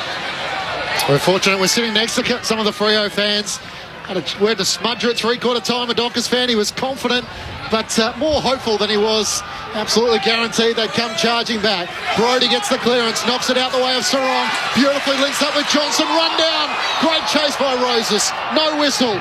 Toot Miller gets the hand pass to Swallow for the Suns. Sends it out to the western side. Running onto it, Holman. Had to get away from Wagner. Hand pass back to Roses. Here go the Suns again. From left half forward, inside 50. And Cox in front of Marbiel Chol takes the mark. The Dockers in the defensive 50. To Hughes, to Brodie. The sub steers it to the outer wing. Banfield had his arms chopped by Andrews. It's okay, according to the officials. Holman gathers to Andrew. Oh, sold some candy on the way through as well. Beautifully worked, then moved to Miller. Kicked in the direction of Anderson. He runs the 50 out. Anderson goes towards goal. The Suns fans stand and cheer as one. Bang! Gold Coast respond. And they say, we're not done yet either. Fremantle still in front. The score, Stephen, 14-9-93. The Gold Coast, 13-11-89. And we've travelled 22 in the final term. You mentioned, Tomo, that someone needed to show a bit of poise, and it was Toot Miller. Had the ball in the middle there, and instead of blazing away, he just lowered his eyes and gave it to Noah Anderson, who was able to finish a really good goal. So that's one that the game and Gold Coast needed. He's got two. He's got both in the final term, Noah Anderson. What a humdimmer we've got here at Norwood Oval on the parade. A great game of footy. Just when you think one side has potentially done enough, the Suns answer back. 22 minutes gone, final term. 4-point lead Fremantle's way. Free kick hold. Gold Coast Suns free kick going the way of Toot Miller. He plays on, a hand pass to Noah Anderson. Driving kick inside 50. It'll land short of the leading Lukosius, and Ryan takes the intercepting mark for the Dockers. Left back pocket. Freo by 4 points. Those Gold Coast forwards just have to make a contest. They just can't allow Freo to mark the ball. Ryan driving kick around the western wing. Darcy sets himself. Powell in from the side. Intercepting mark for the Gold Coast Suns. A chance to drive them forward to the attacking 50 once more. They lead by 4. Powell thumps it deep inside forward 50. No mark taken. King had a grab. Spills down to Ainsworth. One been taken high. Umpire says play on. Players piling over the football. Will board up. Can the Gold Coast lock it in their forward 50 and make Freo defend for a while? 23 minutes gone in the final quarter. Freo by 4. Comes out the back. Hurried kick on goal. Rao threw it on the boot. Hope for the best. Misses left. And the final attendance for tonight's match here at Norwood Oval, 9,329. So it's a 3-point lead. The way of the Fremantle Dockers. The Dockers have kicked 6 of the last 8 goals of the match. The biggest lead got out to 23 points. The Gold Coast Suns won on a couple of occasions at half-time and during the third quarter. Long kick out of defence. Darcy spoils it down. Schultz tries to get it to Jackson. A free kick in the back. And it's going the way of the Fremantle Dockers. And Lockie Schultz will take it at left half back. Fremantle leading by 3 points. Had a good game, Lockie Schultz. He's kicked 3 and missed another couple. So 5 shots at goal for a small forward. Schultz at the left half back. Puts it in the direction of Darcy, who rises high and marks over the top of the lunging Weller, who couldn't get a hand to it. And the Fremantle ruckman just taking his time, and he's in no urgency. Darcy with the left. Puts it into the attacking 50. Jackson got a hand to it. It spills down out beyond Freo's forward 50. Rao picks it up. Tackled by Aish. But he threw that away. Umpires say play on. Weller gathers. Kicks the centre wing. Commentary side. And Brendan Cox, safe as houses in that marking contest. Gathers against Chol and goes short to Sarong. That's the one Marbiol Chol just has to bring it to ground. He can't allow Cox to mark the ball and set Freo back in the attacking mode. Moves it short again to Schultz. That crowd, by the way, again, 9,329 in at Norwood. Schultz puts it back inside. 50. Darcy! The big ruck took front position, got the hands up in front of the forehead and hung onto the footy. 45-degree angle to the left. He'll put boots of ball from about 48 out. He's been pretty good, Tomo, in the second half. His ability just to get on top of his younger opponent, dominating the ruck contest and getting plenty of footy around the ground as well. Yeah, he has. He's been able to link up a few times around the ground, and we've seen now, just in that last minute of play, him take 2 good grabs. Now having a shot on goal. 44 hit-outs already for the game. Darcy's putting this out to the left and missing. 4 points is Freo's lead. 14-10 now to Gold Coast. 13-12. Just under 3 minutes of play to go, Clint. So, yeah, they just need to go for it now. Keeps the game alive as well. Drags it as long as he can. Straight down the middle.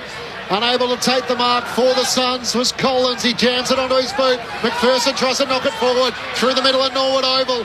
A chance for Rosas. Sarong gathers as he takes it high as he spins out of traffic. Big thumping tackle laid on Clark. And the footy stuck underneath him and McPherson. Eastern side of Norwood Oval. Fremantle hanging on to a 4-point lead. Darcy wins down the tap. Hughes for the Dockers. Hand pass to O'Meara.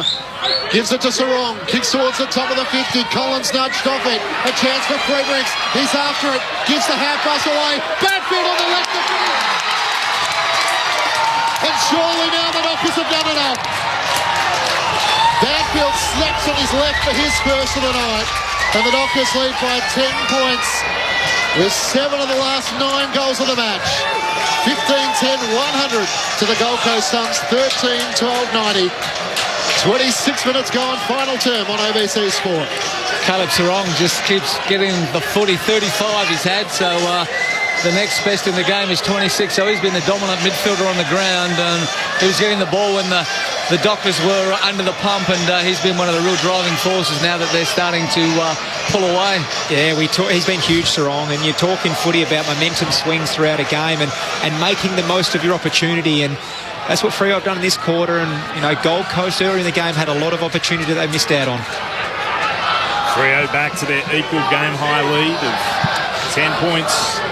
And the restart, well, took clean possession, kicked straight into Darcy, ricocheted out to Rao. Kicks the Suns long towards full forward. No mark taken down there. Pearce tries to dive on it, steals it away from Sexton, picks it up and then drags a couple of Suns with him before the umpire says we'll ball it up.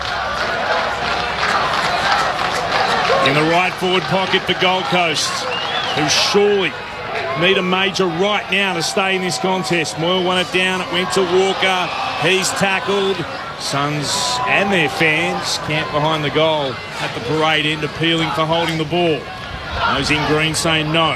They put it aloft once more. Moyle got a fingertip to it. Miller got tackled, lost it. Umpire says holding the ball. Sarong again, that's a great tackle. Incorrect disposal. Chance for Fremantle to respond. Sends it into the pocket for Young. It's now just about executing in the last couple of minutes as he hugs the boundary line. With a short pass to Clark. 4 goals to 2 in the final term the way of the Dockers. And Lockie Schultz is going to get the free kick. He was taken high, so it's going to be advanced without Clark after to kick it, although he's pretty reluctant to give over the footy. What do you mean it's his free kick? I never kicked it. Now it does end up in the hands of Schultz. And the left half back. 3 goals as Stephen made mention of. Alongside Amos with 3 and Walters with 4. The kick is close to the boundary line. That looked across to mine, but umpire says throw it in as Darcy gets a hand to it. And it's over the boundary line, just in front of our commentary position here at Norwood Oval on the parade. Thought you were another chance for a touch of the footy. I did, yeah. A big fist from Darcy. Spun back into play again. Darcy against Moyle. Darcy palmed it down, ricocheted back to Aish, and then Darcy has it once more, tucked under the left arm. Moyle holds it to him. They'll ball it up. Freo by 10. 29 gone in the last. Both rucks had a touch. It spilled out towards Rowell. He threw it on the boot and then sliding out to take a defensive mark right on the centre line as Walker gets up with the orange boots and stabs the pass short to Sarong. Sarong up the middle.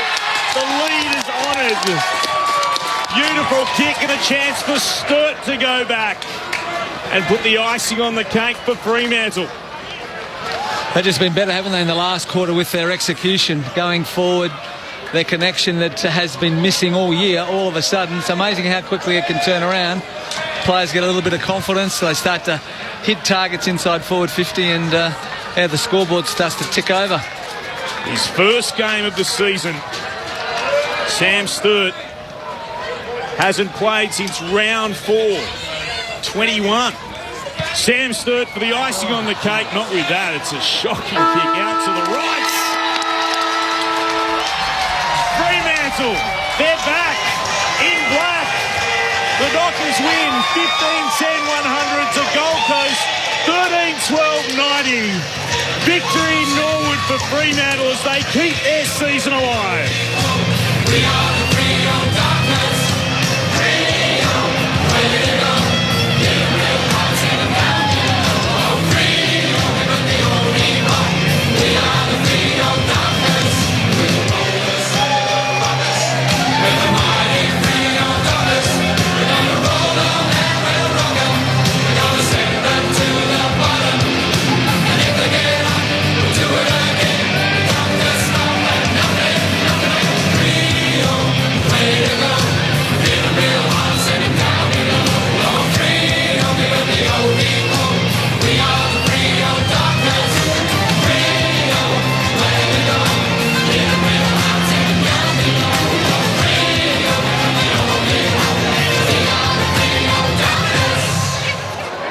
They did it the hard way, Fremantle, trailing by 10 at quarter time. They're still the only team who have not won an opening term in 2023, and they were behind by 23 at half-time.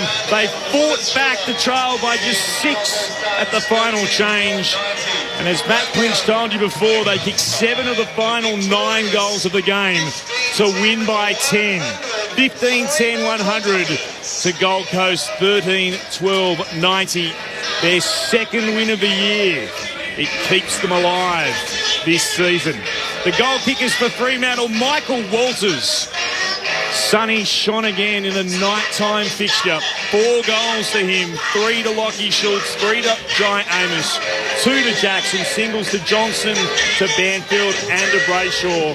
While for Gold Coast, 3 to Swallow, 2 to King, 2 to Anderson, and singles to Rosas, to Humphrey, to Lukosius, to Fiorini, to Holman and to Chol. Fremantle by 10 points. Give us your thoughts, gents. Our experts, Scott Thompson and Stephen Williams on Grandstand AFL.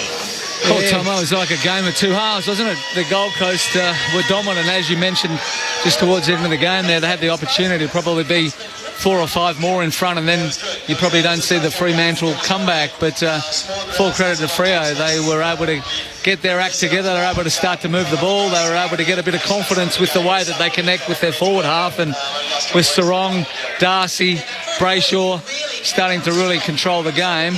Brodie, another one, when he come on, they just had a little bit too much in the end.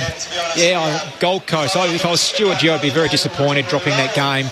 They certainly looked the better side throughout large parts of that first 3 quarters and just weren't able to get the score on the board. You know, we touched on throughout the call the amount of set shots they weren't able to convert, and we touched on the fact, is it going to come back and bite them? And in the end it did, and you get the momentum shifts, and Freo pretty much owned that last quarter, and Gold Coast, weren't able to get the game that they had going in the first three quarters the way they wanted it. They were able to lower their eyes and hit the target in the first three quarters where that pressure came, and then in the end perceived pressure came, and the Gold Coast just wanted to hack the ball forward, long flighted balls forward, which really played into the Freo defenders' hands with the likes of Cox, Ryan and Pearce, their big guys down there. Young, who gave them some great drive out of the back half with his ball use.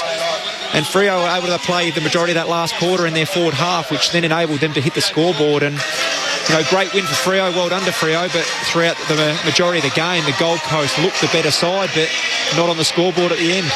Clinton, that was a bit like the Freo of last year, wasn't it? The way that, particularly that last quarter and a half, were able to share the footy, run hard, had all those small mids getting around the contest, and as Tomo mentioned, their defence was really strong and tight when it needed to be late in the game. They played with dash, which wasn't there last week, was it? Not there last week, and not there for big chunks of the first term as well, but they genuinely did play with some dash then, and even something we spoke about at half-time. What they did and how they fixed it at half-time, I don't know, but the delivery inside forward 50, the leads were honoured. The difference that makes to this side is just remarkable. It's chalk and cheese to what we saw tonight. Yeah, you wonder if the coaches think, well, that was a terrific move, or it's just that it just happens, guys get confident and they start to run and they start to be rewarded with the footy, and all of a sudden the skills, you hit a couple of targets and then the confidence grows and away you go. And I think Will Brodie's a classic example. He got brought on into the game as a substitute early and really wasn't getting anywhere near it for the first quarter and a bit, but as the game wore on, he started to get back a bit of that swagger that he showed last year, and he was a really important player late in the game. Yeah, and he was, as you touched on, he was a huge part of some of their success last year. So to see him come back into a side tonight, start as a sub, but then work his way into the game, and some of the important touches he had in the back half of that last quarter were vital. Gents, we're going to need some votes from both of you in a moment. To everybody, if you're listening throughout the ABC on the Gold Coast, we'll be off to the NRL shortly, Manly versus the Melbourne Storm. If you're with us throughout the southern states, on of course either the ABC Listen app 2 or an ABC Sport Digital, very shortly we'll take you to Richmond versus Sydney at the Adelaide Oval. Matt Clinch, I might get you to just have a quick look at some of the numbers while we still wait for Fremantle's players to come from all parts of the ground, and see if Aaron Bryans can stick a mic in the direction of the rooms and get the club song, and then we'll get the votes in the ABC Football of the Year from our experts. So I don't know if this is going to help Stephen or Tomo with their votes, but Caleb Sarong finished with 37 disposals, including 5 inside 50s and 8 clearances. Sean Darcy had 9 clearances alongside his 18 disposals. Lockie Schultz with 20 disposals and 3 goals. Meanwhile, for the Gold Coast Suns, Tim Miller with 26 disposals. He had 8 clearances. And Noah Anderson with 25 disposals and 2 goals, alongside David Swallow, 20 disposals and 3 goals. So Freo complete the comeback. But I reckon that's the type of game that Stuart Dew's going to get home and think that's one that lets slip.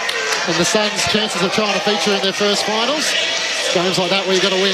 Yeah, you do. And it's disappointing for them because they showed such promise. They looked really well drilled. They were able to move the ball pretty much from one end of the ground to the other with ease. But as the game got tight and the Freo defenders started to really stand up late in the game, and it became hard after half-time, 4-5 to the Gold Coast and 9 goals, 8 to Freo. So they really started to control the match.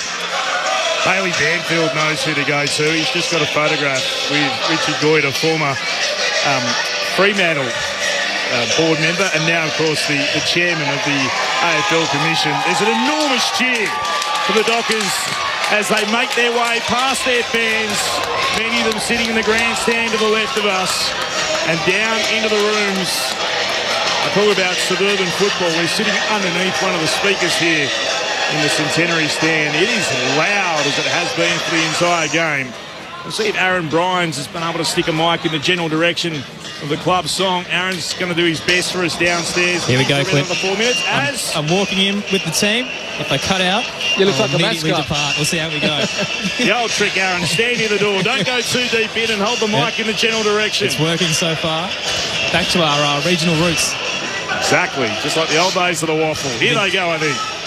Will Brodie's the last to get in. Unfortunately, there is a very tight corridor to get to the rooms, so everyone's shuffling along as we try and force our way underneath. They've already started without him. Here we go.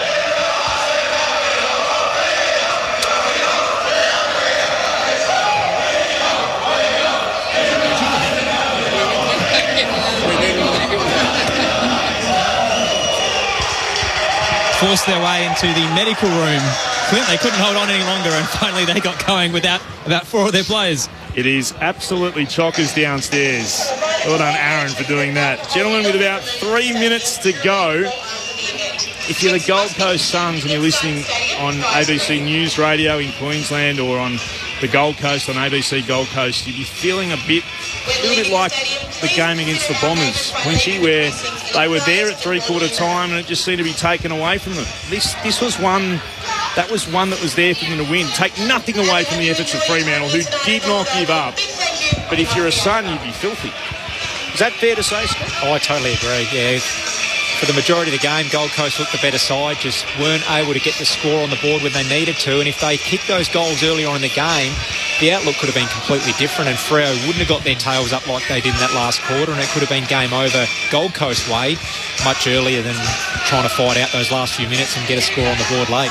Yeah, 16 shots of goal to 8 in the first half, and and as we know with AFL footy, it doesn't matter who you are or who you're playing. There's going to be times in the game where it's your turn with the momentum, and if you can make the most of it, which Freo did. You get the spoils, and their season was teetering. They lose that, and that's probably it. They find it hard to fight back, but that's a good win. So Fremantle victorious by 10 points, 15-10-100. The Gold Coast 13-12-90. Give us your votes in the ABC Footballer of the Year, gents.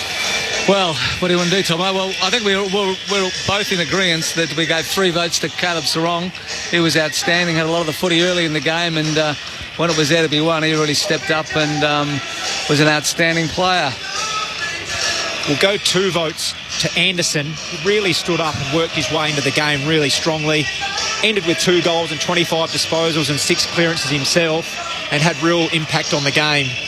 And the 1 vote to Luke Darcy, the big ruckman that... big Sean Darcy, yeah. Sean Darcy, sorry. Sean Darcy, yeah. In collaboration. They're doing this on the fly. Beautifully done. Sean Darcy, yeah. I thought he probably changed the game. He was on a young player on Ned Moyle, who only played his second game, and I thought he was able to take control and bring those small players into the game. Scott Thompson, Stephen Williams, Matt Clinch, Aaron Bryans, thank you very much to Stu, our tech. Well done. Of course, a cash back in the studio.